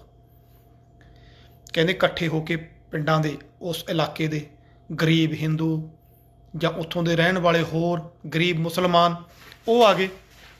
ਉਹਨਾਂ ਨੇ ਆ ਕੇ ਬੇਨਤੀ ਕੀਤੀ, ਬਾਬਾ ਜੀ ਸਾਡਾ ਕੀ ਕਸੂਰ ਹੈ? ਸਾਡੇ ਤਾਂ ਪਹਿਲਾਂ ਉਹ ਜ਼ੁਲਮ ਕਰਦੇ ਰਹੇ ਨੇ ਜੀ, ਅਸੀਂ ਤਾਂ ਨਾ 3 'ਚ ਨਾ 13 'ਚ, ਉਹਨਾਂ ਨੇ ਵੀ ਮਾਰਿਆ ਜੀ, ਹੁਣ ਤੁਸੀਂ ਕਹਿ ਰਹੇ ਹੋ। ਤਾਂ ਬਾਬਾ ਜੀ ਕਹਿੰਦੇ ਠੀਕ ਹੈ, ਜਿਹੜਾ ਪੀਰ ਬੁੱਧੂ ਸ਼ਾਹ ਦੀ ਗੜੀ ਦੇ ਵਿੱਚ ਸ਼ਰਨ ਲੈ ਲੂਗਾ, ਬਹੁਤ ਵੱਡੀ ਗੜੀ ਸੀ ਕਿਉਂਕਿ 700 ਜਿਹਦੇ ਮੁਰੀਦ ਹੋਣਗੇ, ਤੁਸੀਂ ਅੰਦਾਜ਼ਾ ਲਾ ਲਿਓ ਉਹਦਾ ਘਰ-ਬਾਰ ਜਾਂ ਗੜੀ ਜਾਂ ਕਿਲਾ ਕਿੱਡਾ ਕੁ ਹੋਊਗਾ। ਤਾਂ ਉਹ 700 ਤਾਂ ਉਹਦੇ ਇੱਕ ਤਰ੍ਹਾਂ ਫੌਜਾਂ ਸੀ, ਬਾਕੀ ਕਿੰਨਾ ਕੁ ਕੁਛ ਹੁੰਦਾ ਹੋਊਗਾ। ਤਾਂ ਬਹੁਤ ਵੱਡੀ ਗੜੀ ਸੀ ਉਹ। ਕਹਿੰਦੇ ਜਿਹੜਾ ਉਹਦੀ ਗੜੀ 'ਚ ਸ਼ਰਨ ਲੈ ਲੂਗਾ ਉਹਨੂੰ ਬਖਸ਼ ਦਾਂਗੇ, ਬਾਕੀ ਨਹੀਂ ਕਿਸੇ ਨੂੰ ਛੱਡਦੇ, ਬਾਕੀ ਤਾਂ ਤਲਵਾਰ ਦੀ ਧਾਰ ਲੰਘਣਗੇ। ਤਾਂ ਕਹਿੰਦੇ ਸਾਰੇ, ਜਦੋਂ ਇਹ ਖਬਰ ਪਹੁੰਚੀ ਹਾਕਮਾਂ ਕੋਲੇ, ਉਹਨਾਂ ਨੇ ਆਪਣੀਆਂ ਫੌਜਾਂ ਲਈਆਂ, ਆਪਣੇ ਸਭ ਕੁਛ ਇਕੱਠਾ ਕਰਿਆ ਤੇ ਗੜੀ 'ਚ ਪਹੁੰਚ ਗਏ। ਤੇ ਜਿਹੜੇ ਗਰੀਬ ਜਿਨ੍ਹਾਂ ਨੇ ਸ਼ਾਮਲ ਹੋਣਾ ਤੇ ਇਹਨਾਂ ਨੂੰ ਵੜਨੇ ਨਹੀਂ ਦਿੱਤਾ ਅੰਦਰ, ਇਹ ਬਾਹਰ ਰਹਿ ਗਏ। ਤਾਂ ਉਹ ਫੇਰ ਇਕੱਠੇ ਹੋ ਕੇ ਬਾਬਾ ਜੀ ਕੋਲੇ ਆਏ, ਕਹਿੰਦੇ ਬਾਬਾ ਜੀ ਹੁਣ ਸਾਡੇ ਤੇ ਫੇਰ ਤੁਹਾਡੀ ਗਾਜ ਡਿੱਗੂਗੀ, ਕਿਉਂਕਿ ਗੜੀ ਦੇ ਉੱਤੇ ਕਬਜ਼ਾ ਤਾਂ ਉਹਨਾਂ ਦਾ ਹੋ ਗਿਆ, ਜਿਨ੍ਹਾਂ ਨੂੰ ਤੁਸੀਂ ਕਹੇ ਬਖਸ਼ਾਂਗੇ, ਅਸੀਂ ਤਾਂ ਬਾਹਰ ਰਹਿ ਗਏ। ਤਾਂ ਬਾਬਾ ਜੀ ਕਹਿੰਦੇ ਮੈਨੂੰ ਪਤਾ ਹੈ, ਮੈਨੂੰ ਪਤਾ, ਤੁਸੀਂ ਚਿੰਤਾ ਨਾ ਕਰੋ, ਮੈਂ ਤਾਂ ਇਕੱਠੇ ਕਰੇ ਨੇ ਇੱਕ ਥਾਂ ਤੇ, ਵੀ ਕਿੱਥੋਂ ਲੱਭਦੇ ਫਿਰਾਂਗੇ, ਇੱਕ ਥਾਂ ਤੇ ਇਕੱਠੇ ਕਰ ਲਏ, ਹੁਣ ਤੁਸੀਂ ਆਰਾਮ ਕਰੋ, ਹੁਣ ਸਾਡਾ ਕੰਮ ਉਹਨਾਂ ਨੂੰ ਇਹ ਦੇਖਣਾ ਹੈ। ਉਹ ਥਾਂ ਦੇ ਉੱਤੇ ਫਿਰ ਬਾਬਾ ਜੀ ਨੇ ਕਤਲੇਆਮ ਕੀਤੀ ਹੈ, ਤੇ ਅੱਜ ਤੱਕ ਉਸ ਗੜੀ ਦਾ ਨਾਮ ਕਤਲ ਗੜੀ ਹੈ। ਉਹਦਾ ਨਾਮ ਹੀ ਕਤਲ ਗੜੀ ਪੈ ਗਿਆ। ਉੱਥੇ ਇੰਨਾ ਕੁ ਉਹਨਾਂ ਨੇ ਜਰਵਾਣਿਆਂ ਦਾ ਡੱਕਰੇ ਕੀਤੇ ਨੇ। ਸੋ ਉਹਨੂੰ ਫਤਿਹ ਕਰਕੇ ਸਢੌਰੇ ਨੂੰ ਉੱਥੇ ਵੀ ਸਿੱਖ ਚੌਂਕੀ ਬਣਾ ਦਿੱਤੀ ਗਈ। ਤੁਹਾਨੂੰ ਦੱਸਿਆ ਵੀ ਇੱਕ ਇੱਕ ਕਰਕੇ ਉਹ ਜਿੱਤਦੇ ਜਾ ਰਹੇ ਨੇ। ਤੇ ਹੁਣ ਨਿਗਾਹਾਂ ਕਿੱਧਰ ਨੇ? ਵਜ਼ੀਰ ਖਾਨ ਵੱਲ। ਉਧਰੋਂ ਮਾਝੇ ਦੇ ਸਿੱਖ ਵੀ, ਮਾਝੇ ਦੇ ਸਿੱਖ ਵੀ ਚਾਹੁੰਦੇ ਸੀ ਕਿ ਕਦੋਂ ਅਸੀਂ ਪਹੁੰਚ ਜਾਈਏ। ਤੇ ਪਤਾ ਵਜ਼ੀਰ ਖਾਨ ਨੂੰ ਸੀ ਵੀ ਜਿਹੜਾ ਇਹ ਨਿੱਤ ਦਾ ਤੂਫਾਨ ਉੱਠ ਰਿਹਾ ਨਾ, ਇਹਨੇ ਪੈਣਾ ਇੱਕ ਦਿਨ ਇੱਕ ਮੇਰੇ ਤੇ ਵੀ ਹੈ। ਤਿਆਰੀ 'ਚ ਉਹ ਵੀ ਕਸਰ ਨਹੀਂ ਛੱਡ ਰਿਹਾ ਸੀ, ਤਿਆਰੀ 'ਚ ਬੰਦਾ ਸਿੰਘ ਦੀ ਵੀ ਕਸਰ ਨਹੀਂ ਸੀ। ਦੋਏ ਦਿਮਾਗ ਦੋਵਾਂ ਦਾ ਘਟ ਨਹੀਂ। ਆਖਰ ਨੂੰ ਵਜ਼ੀਰ ਖਾਨ ਗੁਰੂ ਪਾਤਸ਼ਾਹ ਨਾਲ ਲੜਿਆ ਹੋਇਆ, ਕੋਈ ਆਮ ਬੰਦਾ ਨਹੀਂ। 4 ਸਾਹਿਬਜ਼ਾਦੇ ਸ਼ਹੀਦ ਕੀਤੇ ਨੇ, ਛੋਟੀਆਂ ਫੌਜਾਂ ਦਾ ਮਾਲਕ ਨਹੀਂ। ਬੰਦਾ ਸਿੰਘ ਬਹਾਦਰ ਔਰ ਵਜ਼ੀਰ ਖਾਨ ਇੱਕੋ ਸੋਚ ਚੱਲ ਰਹੇ ਨੇ। ਵਜ਼ੀਰ ਖਾਨ ਨੂੰ ਪਤਾ ਹੈ ਮੈਂ ਤਿਆਰੀ ਕਿਵੇਂ ਕਰਨੀ ਹੈ, ਤੇ ਬੰਦਾ ਸਿੰਘ ਨੂੰ ਪਤਾ ਹੈ ਮੈਂ ਤਿਆਰੀ ਕਿਵੇਂ ਕਰਨੀ ਹੈ। ਬੰਦਾ ਸਿੰਘ ਆਲਾ ਦੁਆਲਾ ਸਾਫ਼ ਕਰ ਰਿਹਾ, ਕਿਸੇ ਪਾਸਿਓਂ ਮਦਦ ਨਾ ਜੇ ਇਹਨੂੰ। ਸਰਹੰਦ ਦੇ ਚਾਰੇ ਪਾਸੇ ਨੂੰ ਤੁਰ ਪਿਆ, ਜਿੱਥੇ ਜਿੱਥੇ ਚੌਂਕੀਆਂ ਨੇ ਆਪਦੀਆਂ ਬਿਠਾਤੀਆਂ, ਜੇ ਕੋਈ ਕਿਧਰੋਂ ਮਦਦ ਆਉਂਦੀ ਹੈ ਰਾਹ 'ਚ ਰੋਕੀ ਜਾਵੇ। ਫੁੱਲ ਤਿਆਰੀ ਕਰ ਲਈ। ਤੇ ਉਧਰੋਂ ਮਾਝੇ ਦੇ ਸਿੰਘ, ਉਹ ਵੀ ਸੁਨੇਹਾ ਭੇਜਤਾ ਉਹਨਾਂ ਨੇ ਕਿ ਸਾਡੇ ਆਉਣ ਤੋਂ ਪਹਿਲਾਂ ਸਰਹੰਦ ਤੇ ਹਮਲਾ ਨਹੀਂ ਜੀ ਕਰਨਾ। ਤੇ ਇੱਧਰੋਂ ਵਜ਼ੀਰ ਖਾਨ ਨੇ ਮਲੇਰਕੋਟਲੇ ਦੇ ਨਵਾਬ ਨੂੰ ਸੁਨੇਹਾ ਭੇਜਤਾ ਕਿ ਮਾਝੇ ਵਾਲੇ ਪਹੁੰਚ ਨਾ ਜਾਣ। ਮਲੇਰਕੋਟਲੇ ਦਾ ਨਵਾਬ ਮੁਹੰਮਦ ਸ਼ੇਰ ਖਾਨ ਆਪਦੇ ਭਰਾ ਅਤੇ 2 ਭਤੀਜਿਆਂ ਨੂੰ ਲੈ ਕੇ ਤੇ ਵੱਡੀ ਫੌਜ ਲੈ ਕੇ ਉੱਥੇ ਪਹੁੰਚ ਗਿਆ ਰੋਪੜ ਦੇ ਕੋਲੇ। ਤੇ ਦਰਿਆ ਦੇ ਉਰਲੇ ਪਾਸੇ ਖੜ ਗਿਆ, ਤੇ ਸਿੰਘ ਪਰਲੇ ਪਾਸੇ ਨੇ। ਉਹਨਾਂ ਕੋਲੇ ਬਹੁਤੇ ਹਥਿਆਰ ਨਹੀਂ ਤੇ ਅਨਟ੍ਰੇਨਡ ਫੌਜ ਹੈ। ਇੱਧਰ ਪੂਰੀ ਟ੍ਰੇਨਡ ਤੇ ਹਥਿਆਰਾਂ ਨਾਲ ਲੈਸ ਫੌਜ ਹੈ, ਪਰ ਉਸ ਪਾਸੇ ਗਿਣਤੀ ਕਾਫੀ ਹੈ ਸਿੰਘਾਂ ਦੀ, ਔਰ ਅੰਦਰ ਜੋਸ਼ ਹੈ। ਸੋ ਇਸ ਕਰਕੇ ਇਹ ਹਮਲਾ ਕਰਨ ਤੋਂ ਵੀ ਸੰਕੋਚ ਕਰ ਰਹੇ ਕਿ ਰੋਕੀ ਰੱਖਦੇ ਆ ਇਹਨਾਂ ਨੂੰ। ਇੱਧਰੋਂ ਬੰਦਾ ਸਿੰਘ ਵੀ ਵੇਟ ਕਰ ਰਿਹਾ, ਉਹਨੂੰ ਵੀ ਸੁਨੇਹਾ ਪਹੁੰਚ ਗਿਆ, ਤੇ ਉਹਨੇ ਵੀ ਸੋਚ ਲਿਆ ਵੀ ਫਿਰ ਕਿਸੇ ਤਰੀਕੇ ਨਾਲ ਉਹਨਾਂ ਦੀ ਮਦਦ ਕਿਵੇਂ ਕੀਤੀ ਜਾਈਏ। ਉਹਨਾਂ ਦਾ ਜੋਸ਼ ਦਾ ਹੜ੍ਹ ਵੀ ਨਹੀਂ ਰੁਕ ਰਿਹਾ। ਅਖੀਰ ਨੂੰ ਸਿੰਘਾਂ ਨੇ ਅਰਦਾਸਾ ਸੋਧਤਾ ਵੀ ਹੁਣ ਜੋ ਹੁੰਦਾ ਹੋਣ ਦੋ, ਟਾਕਰਾ ਕਰਾਂਗੇ, ਜੋ ਜਿਉਂਦਾ ਬਚਿਆ ਸਰਹੰਦ ਪਹੁੰਚੂ। ਸੋ ਸਿੰਘਾਂ ਨੇ ਜਕਾਰੇ ਛੱਡ ਕੇ ਧਾਵਾ ਬੋਲਤਾ, ਰੋਪੜ ਦੇ ਥਾਂ ਦੇ ਉੱਤੇ ਗਹਿ ਗੱਚ ਲੜਾਈ ਹੋਈ। ਇੱਕ ਪਾਸੇ ਉਹ ਸਿੱਖ ਜਿਹੜੇ ਜਜ਼ਬੇ ਨਾਲ ਉੱਠ ਕੇ ਆਏ ਨੇ, ਭਾਵੇਂ ਕਿ ਕੁਛ ਕੁ ਨੇ ਉਹਨਾਂ ਦੇ ਵਿੱਚੋਂ ਗੁਰੂ ਪਾਤਸ਼ਾਹ ਦੀਆਂ ਮੁਹਿੰਮਾਂ ਵਿੱਚ ਸਾਥ ਦਿੱਤਾ ਹੋਇਆ। ਹਥਿਆਰ ਬਹੁਤੇ ਨਹੀਂ, ਸਿਰਫ ਅਸਲੀ ਹਥਿਆਰ ਹੈ ਸਿੱਖਾਂ ਕੋਲੇ ਕਿਰਪਾਨ ਜਾਂ ਤੀਰ ਨੇ।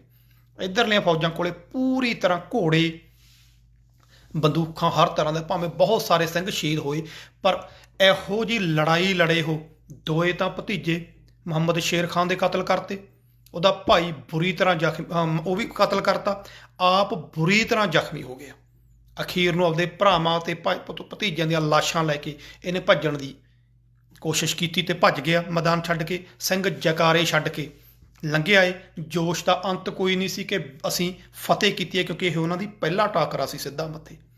ਤੇ ਇਹਦਾ ਸੁਨੇਹਾ ਵੀ ਬਾਬਾ ਜੀ ਨੂੰ ਪਹੁੰਚ ਗਿਆ ਕਿ ਸਿੰਘਾਂ ਨੇ ਫਤਿਹ ਹਾਸਲ ਕੀਤੀ ਹੈ। ਤੇ ਖੁਸ਼ੀ ਇਹਨਾਂ ਦੇ ਵਿੱਚ ਚਾਅ ਦਾ ਟਿਕਾਣਾ ਨਹੀਂ ਰਿਹਾ। ਇਸ ਖੁਸ਼ੀ ਦੇ ਸਤਿਕਾਰ ਵਜੋਂ ਬਾਬਾ ਜੀ ਨੇ ਉੱਥੋਂ ਚਾਲੇ ਪਾ ਦਿੱਤੇ ਕਿ ਸਿੰਘਾਂ ਦਾ ਰਾਹ 'ਚ ਸਵਾਗਤ ਕਰਨਾ ਹੈ। ਕਈ ਮੀਲ ਅੱਗੇ ਚੱਲ ਕੇ ਬਨੂੜ ਦੇ ਕੋਲੇ ਪਹੁੰਚ ਗਏ ਤੇ ਛੱਤ ਬਨੂੜ ਜਿਹਨੂੰ ਆਪਾਂ ਕਹਿੰਦੇ ਆ, ਉਸ ਥਾਂ ਦੇ ਉੱਤੇ ਦੋਨਾਂ ਦੀ ਇਹ ਇਤਿਹਾਸਕ ਮਿਲਣੀ ਹੋਈ ਹੈ। ਇਹ ਬਹੁਤ ਵੱਡੀ ਮਾਝੇ ਅਤੇ ਮਾਲਵੇ ਦੇ ਸਿੰਘਾਂ ਦੇ ਬਹੁਤ ਵੱਡੇ ਇਕੱਠ ਦੀ ਮਿਲਣੀ ਇੱਥੇ ਹੋਈ ਹੈ। ਤੇ ਉਹ ਕਿਹੋ ਜਿਹਾ ਸਮਾਂ ਹੋ, ਖੂਨ ਦੇ ਲੱਥ-ਪੱਥ ਹੋਏ ਯੋਧੇ ਆ ਰਹੇ ਨੇ, ਕਿਉਂਕਿ ਜੰਗ ਲੜ ਕੇ ਆਏ ਨੇ, ਕਈ ਸ਼ਹੀਦ ਹੋਏ ਨੇ, ਕਈਆਂ ਦੇ ਅੰਗ ਪੈਰ ਕੱਟੇ ਪਏ ਨੇ, ਔਰ ਉਹ ਆ ਕੇ ਉੱਥੇ ਚੜ੍ਹਦੀ ਕਲਾ ਦੇ ਨਾਲ ਜਕਾਰੇ ਗੁਜਾ ਰਹੇ ਨੇ ਕਿ ਫਤਿਹ ਲੈ ਕੇ ਦੇਗ ਦੇਗ ਫਤਿਹ ਕਰਕੇ ਆ ਰਹੇ ਆ। ਇਹ ਇਤਿਹਾਸਕ ਮਿਲਣੀ ਤੀ ਜਿਹੜੀ ਇੱਥੇ ਹੋਈ ਹੈ। ਤੋਂ ਲੱਗਦੇ ਹੱਥ ਹੀ ਇੱਧਰੋਂ ਸਿੰਘਾਂ ਦੇ ਪਹੁੰਚਣ ਤੋਂ ਪਹਿਲਾਂ ਹੀ ਛੱਤ ਤੇ ਬਨੂੜ ਇਹ ਦੋਨੋਂ ਫਤਿਹ ਕਰ ਚੁੱਕੇ ਸੀ। ਬਾਬਾ ਬੰਦਾ ਸਿੰਘ ਬਹਾਦਰ ਤੁਹਾਨੂੰ ਦੱਸਿਆ ਆਲਾ ਦੁਆਲਾ ਸਾਫ਼ ਕਰ ਰਹੇ ਨੇ। ਸੋ ਇਸ ਥਾਂ ਦੇ ਉੱਤੇ ਇਹ ਤੁਹਾਨੂੰ ਦੱਸਿਆ ਵੀ ਪਹਿਲੀ ਮਿਲਣੀ ਹੈ। ਔਰ ਉਸ ਤੋਂ ਬਾਅਦ ਬਾਬਾ ਜੀ ਨੇ ਕਿਹਾ ਕਿ ਹੁਣ ਮਲੇਰਕੋਟਲਾ ਵੀ ਦੇਖੇ ਲਈਏ। ਭਾਵੇਂ ਕਿ ਸਰਹੰਦ ਨਿਸ਼ਾਨਾ ਸੀ ਉਹਨਾਂ ਦਾ, ਪਰ ਮਲੇਰਕੋਟਲਾ ਨੂੰ ਵੀ ਉਹਨਾਂ ਨੇ ਸੋਧਣਾ ਸਹੀ ਸਮਝਿਆ। ਹੁਣ ਮਲੇਰਕੋਟਲੇ ਵੀ ਕਾਰਨ ਸੀ, ਭਾਵੇਂ ਕਿ ਆਪਾਂ ਬਹੁਤ ਸਤਿਕਾਰ ਕਰਦੇ ਹਾਂ ਮਲੇਰਕੋਟਲੇ ਦਾ। ਉਹਦਾ ਕਾਰਨ ਹੈ ਕਿ ਮੁਹੰਮਦ ਸ਼ੇਰ ਖਾਨ ਨੇ ਹਾਂ ਦਾ ਨਾਰਾ ਜਿਹੜਾ ਆਪਾਂ ਕਹਿੰਦੇ ਉਹ ਮਾਰਿਆ ਸੀ, ਬਿਲਕੁਲ, ਤੇ ਸਤਿਕਾਰ ਕਰਦੇ ਹਾਂ ਔਰ ਕਰਦੇ ਰਹਾਂਗੇ। ਪਰ ਇਹ ਵੀ ਧਿਆਨ ਰੱਖਿਓ, ਉਹੀ ਮੁਹੰਮਦ ਸ਼ੇਰ ਖਾਨ ਹੈ ਜਿਹੜਾ ਕਿ ਕਿਸੇ ਲੜਾਈ ਦੇ ਵਿੱਚ ਪਿੱਛੇ ਨਹੀਂ ਹਟਿਆ, ਪਰ ਮਰਦਾਂ ਵਾਂਗੂ ਲੜੇ। ਮਰਦਾਂ ਦਾ ਵੀ ਸਤਿਕਾਰ ਕਰਨਾ ਬਣਦਾ ਹੈ। ਠੀਕ ਹੈ, ਸਾਡੇ ਗੁਰੂ ਪਾਤਸ਼ਾਹ ਨੇ, ਸਾਡੇ ਸਿੱਖ ਨੇ, ਸਾਨੂੰ ਲੱਗਦਾ, ਪਰ ਉਹ ਵਜ਼ੀਰ ਖਾਨ ਨੂੰ ਸ਼ਹੀਦ ਲਿਖਦੇ ਨੇ। ਉਹਨਾਂ ਦੀਆਂ ਰਚਨਾਵਾਂ ਨੇ ਨਾ ਜਿਹੜੀਆਂ ਖਾਫੀ ਖਾਨ ਵਰਗਿਆਂ ਦੀਆਂ, ਉਹ ਲਿਖਦੇ ਨੇ ਸ਼ਹੀਦ ਵਜ਼ੀਰ ਖਾਨ, ਉਹਨਾਂ ਦਾ ਉਹ ਸ਼ਹੀਦ ਹੈ। ਦੂਜੀ ਗੱਲ, ਕਦੇ ਵੀ ਸਿਚੁਏਸ਼ਨ ਦੇਖਣੀ ਪੈਂਦੀ ਹੈ ਆਪਾਂ ਨੂੰ ਕਿ ਮਾੜਾ ਕਿਹਨੇ ਕੀਤਾ। ਵਜ਼ੀਰ ਖਾਨ ਨੇ ਬੱਚਿਆਂ ਨੂੰ ਜਾਂ ਸਾਹਿਬਜ਼ਾਦਿਆਂ ਨੂੰ ਸ਼ਹੀਦ ਕੀਤਾ, ਇਹ ਗੁਨਾਹ ਹੈ ਉਹਦਾ। ਮੁਹੰਮਦ ਸ਼ੇਰ ਖਾਨ ਨੇ ਹਾਂ ਦਾ ਨਾਰਾ ਮਾਰਿਆ, ਉਹਦੀ ਵਡੱਪਣ ਔਰ ਉਹਦਾ ਇਨਸਾਨੀਅਤ ਹੈ। ਲੜਿਆ ਉਹਨੇ, ਉਦੋਂ ਵੀ ਕਿਹਾ ਕਿ ਜੇ ਗੁਰੂ ਆਊਗਾ ਸਾਹਮਣੇ ਮੈਂ ਲੜੂੰਗਾ, ਪਰ ਬੱਚਿਆਂ ਤੋਂ ਨਹੀਂ। ਇਹ ਹੈ ਅਸਲੀ ਮਰਦਾਨਗੀ। ਸੋ ਇਹ ਸਾਰੀ ਉਮਰ ਲੜਦਾ ਰਿਹਾ। ਹੁਣ ਇੱਥੇ ਇੱਕ ਜਿਹੜੀ ਵੱਡੀ ਘਟਨਾ ਸੀ ਮਲੇਰਕੋਟਲੇ ਤੇ ਹਮਲਾ ਕਰਨ ਦਾ ਮੁੱਖ ਕਾਰਨ ਕੀ ਸੀ? ਸਰਸਾ ਦੀ ਜਦੋਂ ਜੰਗ ਹੋਈ ਹੈ, ਬਹੁਤ ਸਾਰੇ ਤੁਹਾਨੂੰ ਦੱਸਿਆ ਵੀ ਸਾਡਾ ਬਹੁਤ ਕੁਝ ਹੋਇਆ। ਤੇ ਇੱਕ ਜਿਹੜੀ ਮੇਨ ਘਟਨਾ ਸੀ, ਬੀਬੀ ਅਨੂਪ ਕੌਰ ਸੀ, ਜਿਹਨੂੰ ਕਿ ਮਲੇਰਕੋਟਲੇ ਦੇ ਨਵਾਬ ਨੇ ਉੱਥੋਂ ਚੱਕ ਲਿਆ ਸਰਸਾ ਦੀ ਜੰਗ 'ਚੋਂ ਤੇ ਆਪਣੇ ਘਰੇ ਲੈ ਗਿਆ, ਹਰਮਾਂ 'ਚ ਪਾ ਲਿਆ, ਭਾਵ ਕਿ ਆਪਣੀ ਬੇਗਮ ਬਣਾਉਣ ਦੇ ਲਈ ਉਹ 'ਤੇ ਜ਼ੋਰ ਜ਼ਬਰਦਸਤੀ ਕਰਨ ਲੱਗਿਆ। ਤਾਂ ਉਹਨੇ ਆਪਣੀ ਕਟਾਰ ਨਾਲ ਜਾਂ ਕਿਰਪਾਨ ਨਾਲ ਆਤਮ ਹੱਤਿਆ ਕਰ ਲਈ ਤਾਂ ਕਿ ਉਹ ਇਹਨਾਂ ਜ਼ੁਲਮ ਤੋਂ ਬਚ ਸਕੇ। ਤੇ ਇਹਨੇ ਉਹਨੂੰ ਦਫਨਾ ਦਿੱਤਾ ਕਬਰ 'ਚ। ਹੁਣ ਸਿੱਖਾਂ ਦੇ ਅੰਦਰ ਇਹ ਰੋਸ ਸੀ ਕਿ ਉਹ ਸਾਡੀ ਸਿੱਖ ਬੀਬੀ ਹੈ, ਸਾਡੀਆਂ ਭਾਵਨਾਵਾਂ ਜੁੜੀਆਂ ਹੋਈਆਂ ਨੇ ਕਿ ਅਸੀਂ ਸੰਸਕਾਰ ਕਰਦੇ ਹਾਂ, ਅਸੀਂ ਦਫਨ ਨਹੀਂ ਕਰਦੇ। ਭਾਵੇਂ ਕਿ ਸਿੱਖ ਧਰਮ ਦੇ ਵਿੱਚ ਇਹੋ ਜਿਹੀ ਕੰਡੀਸ਼ਨ ਕੋਈ ਨਹੀਂ, ਪਰ ਤੁਸੀਂ ਧੱਕੇ ਨਾਲ ਦੂਜੇ ਦੀ ਕੋਈ ਤੁਹਾਨੂੰ ਕਰਾਉਂਦਾ ਕਿ ਅਸੀਂ ਤੁਹਾਨੂੰ ਐਦਾਂ ਕਰਾਵਾਂਗੇ, ਉੱਥੇ ਕੰਡੀਸ਼ਨ ਹੈ। ਜੇ ਕੋਈ ਕਹੇ ਮੈਂ ਦੱਬਣ ਨਹੀਂ ਦਿੰਦਾ ਤਾਂ ਉਹ ਕੰਡੀਸ਼ਨ ਆ ਗਈ। ਜੇ ਕੋਈ ਕਹੇ ਮੈਂ ਸਾੜਨ ਨਹੀਂ ਦਿੰਦਾ, ਉਹ ਕੰਡੀਸ਼ਨ ਆ ਗਈ। ਐਦਾਂ ਦੀ ਕੰਡੀਸ਼ਨ ਹੈ ਤਾਂ ਆਪਾਂ ਉਹਦੀ ਬਗਾਵਤ ਕਰਦੇ ਹਾਂ, ਕੋਈ ਵੀ ਕਰਦਾ। ਅਦਰਵਾਈਜ਼ ਸਿੱਖ ਧਰਮ ਦੇ ਵਿੱਚ ਐਦਾਂ ਦੀ ਕੰਡੀਸ਼ਨ ਕੋਈ ਨਹੀਂ। ਹਾਂ, ਇਹ ਜ਼ਰੂਰ ਹੈ ਕਿ ਸਰੀਰ ਨੂੰ ਲੇਖੇ ਲਾ ਦਿਓ, ਕਿਸੇ ਵੀ ਢੰਗ ਨਾਲ ਲਾ ਦਿਓ, ਰੁਲਦਾ ਨਾ ਫਿਰੇ। ਉਹ ਚਾਹੇ ਤੁਸੀਂ ਪਾਣੀ 'ਚ ਵੀ ਬਹਾ ਸਕਦੇ ਹੋ। ਬਹੁਤ ਸਾਰੇ ਇਹ ਵੱਖਰਾ ਟੌਪਿਕ ਆਪਾਂ ਫੇਰ ਕਦੇ ਗੁਰਬਾਣੀ 'ਚੋਂ ਲੈ ਕੇ ਉਹਨੂੰ ਆਪਾਂ ਫੇਰ ਸਾਂਝਾ ਕਰਾਂਗੇ।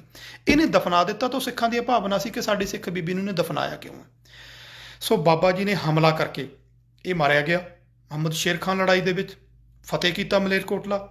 ਕੁਛ ਕੁ ਕਬਰਾਂ, ਹੁਣ ਕਿਹੜਾ ਪਤਾ ਸੀ ਕਿਹੜਾ ਨਿਸ਼ਾਨੀ ਲੱਗੀ ਹੋਈ ਹੈ ਵੀ ਆਹ ਬੀਬੀ ਅਨੂਪ ਕੌਰ ਦੀ ਕਬਰ ਹੈ, ਉੱਥੇ ਕੁਛ ਕੁ ਕਬਰਾਂ ਨੂੰ ਪੱਟਣਾ ਪਿਆ ਤੇ ਉਹਨਾਂ ਦੇ ਵਿੱਚੋਂ ਸ਼ਨਾਖਤ ਕਰਕੇ ਬੀਬੀ ਜੀ ਨੂੰ ਕੱਢਿਆ ਗਿਆ ਤੇ ਸੰਸਕਾਰ ਕੀਤਾ ਗਿਆ। ਬਸ ਆਹ ਘਟਨਾ ਨੂੰ ਲੈ ਕੇ ਮੁਸਲਮਾਨ ਜਿਹੜੇ ਇਤਿਹਾਸਕਾਰ ਥੇ ਉਹਨਾਂ ਨੇ ਬਾਬਾ ਜੀ ਨੂੰ ਰਾਖਸ਼, ਪਿਸਾਚ, ਖੁੰਖਾਰ, ਦਰਿੰਦਾ ਲਿਖਿਆ।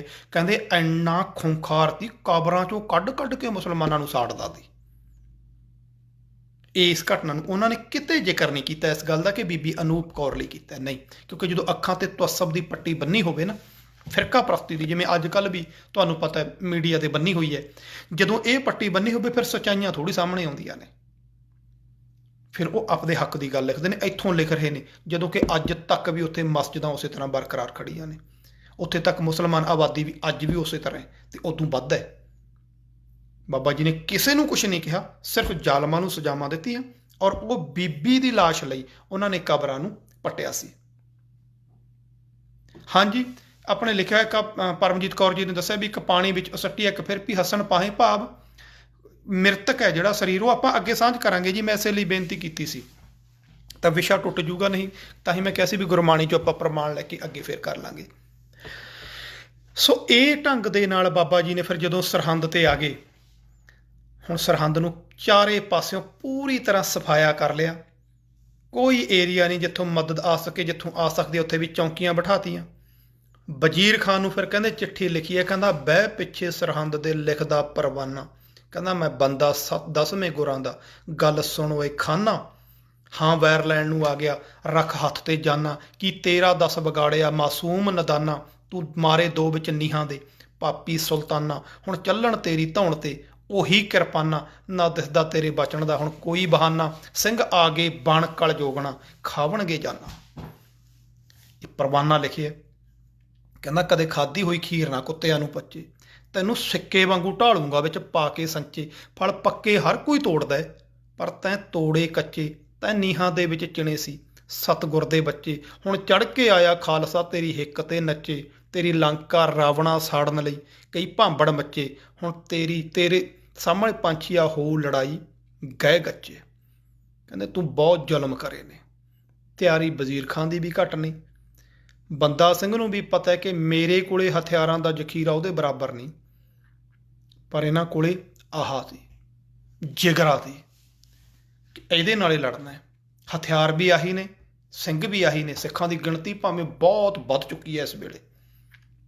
ਉੱਧਰੋਂ ਵਜ਼ੀਰ ਖਾਨ ਕੋਲੇ ਵੀ ਲਾਹੌਰ ਤੱਕ ਦੀਆਂ ਫੌਜਾਂ ਉਹਨੇ ਮੰਗਾ ਚੁੱਕੇ ਹੈ।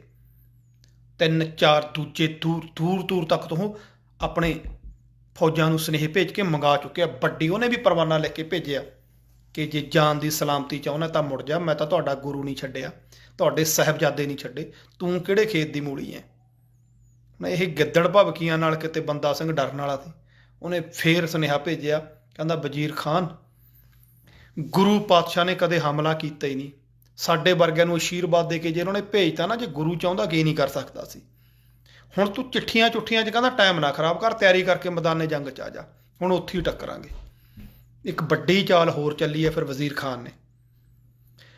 ਸੁੱਚਾ ਨੰਦ ਜਿਹੜਾ ਕਿ ਸਾਹਿਬਜ਼ਾਦਿਆਂ ਨੂੰ ਸ਼ਹੀਦ ਕਰਾਉਣ ਦੇ ਵਿੱਚ ਵੱਡਾ ਰੋਲ ਅਦਾ ਕੀਤਾ ਹੈ, ਸੁੱਚਾ ਨੰਦ ਨੇ ਆਪਦਾ ਭਤੀਜਾ ਔਰ ਵਜ਼ੀਰ ਖਾਨ ਨੇ ਮਿਲ ਕੇ ਇੱਕ ਸਾਜ਼ਿਸ਼ ਦੇ ਤਹਿਤ 1000 ਉਹਨੂੰ ਫੌਜੀ ਦੇ ਕੇ ਬੰਦਾ ਸਿੰਘ ਦੀ ਫੌਜ ਵਿੱਚ ਭਰਤੀ ਹੋਣ ਲਈ ਭੇਜਤਾ। ਉਹ ਆਇਆ ਤੇ ਆ ਕੇ ਬਾਬਾ ਜੀ ਨੂੰ ਕਿਹਾ ਕਿ ਮੈਂ ਫੌਜ 'ਚ ਭਰਤੀ ਹੋਣਾ ਚਾਹੁੰਦਾ।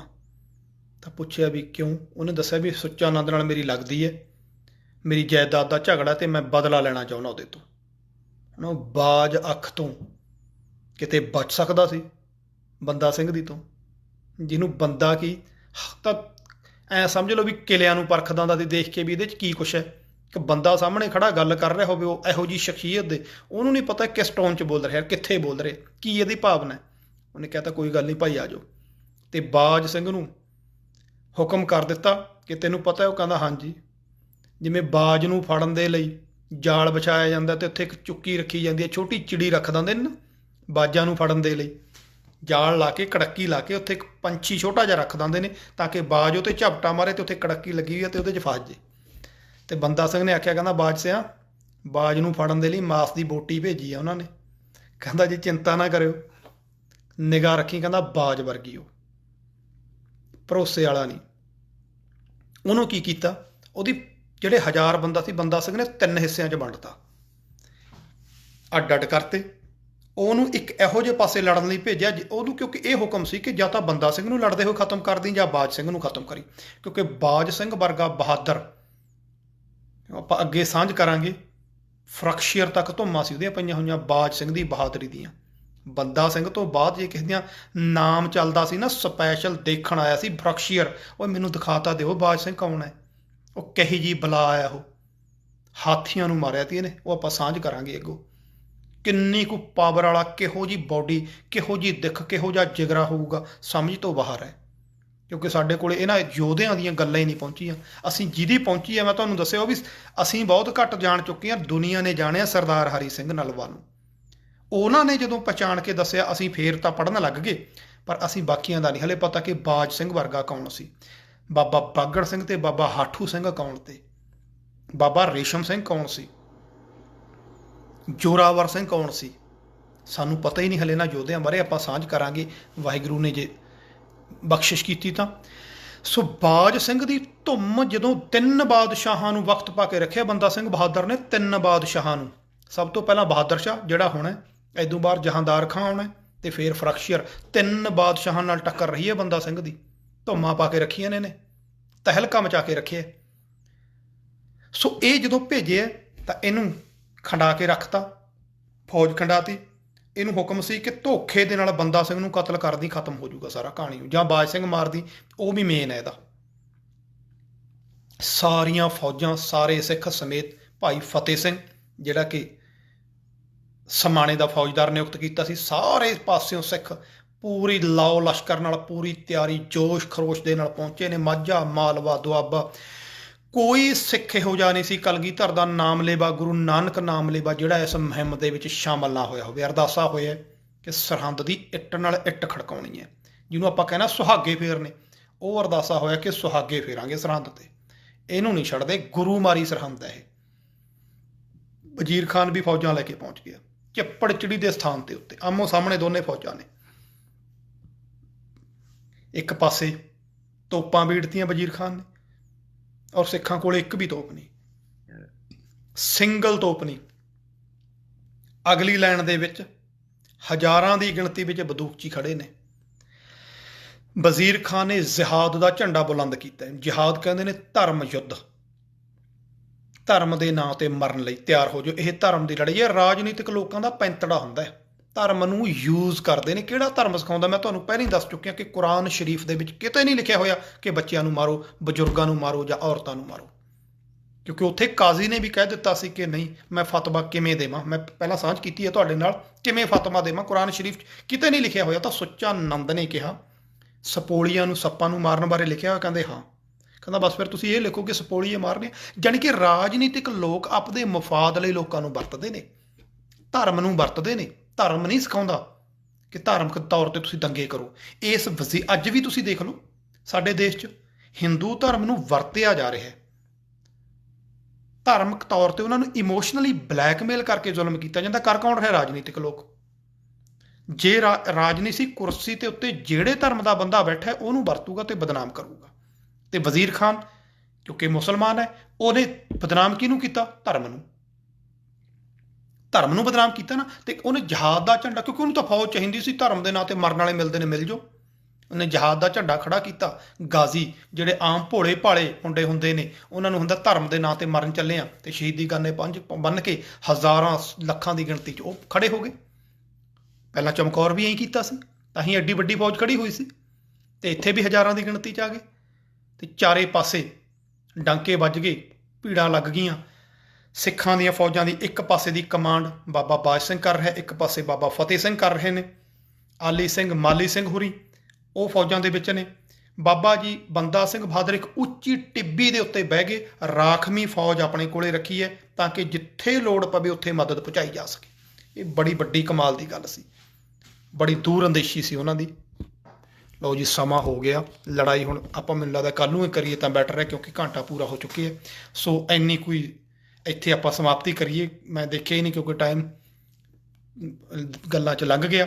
ਸੋ ਇਸ ਕਰਕੇ ਆਪਾਂ ਅਗਲਾ ਪਾਰਟ ਹੈ ਜਿਹੜਾ, ਇਹ ਲੜਾਈ ਕਿਵੇਂ ਹੋਈ, ਕਿਸ ਢੰਗ ਦੇ ਨਾਲ ਵਜ਼ੀਰ ਖਾਨ ਨੂੰ ਫਤਿਹ ਕੀਤਾ, ਸਰਹੰਦ ਦੀ ਇੱਟ ਨਾਲ ਇੱਟ ਖੜਕਾਈ ਜਾਂ ਨਹੀਂ ਖੜਕਾਈ, ਕਿਉਂਕਿ ਸੁਹਾਗੇ ਫੇਰਨ ਦਾ ਅਰਦਾਸ ਕੀਤੀ ਸੀ, ਪਰ ਫੇਰੇ ਨਹੀਂ ਗਏ। ਕਿਉਂ ਨਹੀਂ ਫੇਰੇ ਗਏ, ਕਦੋਂ ਫੇਰੇ ਗਏ, ਕਿਹਨੇ ਫੇਰੇ, ਇਹ ਸਾਂਝ ਕਰਾਂਗੇ। ਸਰਹੰਦ ਦੀਆਂ ਇੱਟਾਂ ਮਲਬੇ ਤੱਕ ਦਾ ਕੀ ਬਣਿਆ, ਇਹ ਆਪਾਂ ਕੱਲ੍ਹ ਨੂੰ ਸਾਂਝ ਕਰਦੇ ਹਾਂ। ਸੋ ਇੰਨੀ ਕੁ ਸੇਵਾ ਪ੍ਰਵਾਨ ਕਰਨੀ, ਗੱਲਾਂ ਬਾਤਾਂ ਕਰਦੇ ਹਾਂ, ਤੁਹਾਡੇ ਨਾਲ ਵਿਚਾਰ ਸਾਂਝੇ ਕਰਦੇ ਹਾਂ। ਬੇਅੰਤ ਭੁੱਲਾਂ ਚੁੱਕਾਂ ਹੋ ਜਾਂਦੀਆਂ ਨੇ, ਅਣਜਾਣ ਜਾਂ ਬੱਚਾ ਸਮਝ ਕੇ ਮਾਫ਼ ਕਰਨਾ, ਅਤੇ ਤੁਹਾਡੇ ਚੰਗੇ ਉਸਾਰੂ ਸੁਝਾਵਾਂ ਦਾ ਹਮੇਸ਼ਾ ਇੰਤਜ਼ਾਰ ਰਹਿੰਦਾ। ਸੁਝਾਅ ਦਿਆ ਕਰੋ ਤਾਂ ਕਿ ਅਗਲੀ ਵਾਰੀ ਆਪਾਂ ਉਹਨਾਂ ਨੂੰ ਸਾਂਝ ਕਰ ਸਕੀਏ। ਕੋਈ ਗਲਤੀ ਲੱਗਦੀ ਹੁੰਦੀ ਆ ਉਹ ਵੀ ਬੇਬਾਕ ਦੱਸਿਆ ਕਰੋ, ਕਿਉਂਕਿ ਆਪਾਂ ਕੋਈ ਇਹ ਨਹੀਂ ਹੈਗਾ ਕਿ ਗਲਤੀ ਨਹੀਂ ਕਰ ਸਕਦੇ, ਹਰ ਬੰਦਾ ਗਲਤੀ ਕਰ ਸਕਦਾ। ਭੁੱਲਣ ਅੰਦਰ ਸਭ ਕੋ, ਅਭੁੱਲ ਗੁਰੂ ਕਰਤਾਰ। ਹੋਈਆਂ ਭੁੱਲਾਂ ਚੁੱਕਾਂ ਦੀ ਖਿਮਾ, ਫਤਿਹ ਦੀ ਸਾਂਝ ਕਰੋ ਜੀ। ਵਾਹਿਗੁਰੂ ਜੀ ਕਾ ਖਾਲਸਾ, ਵਾਹਿਗੁਰੂ ਜੀ ਕੀ ਫਤਿਹ।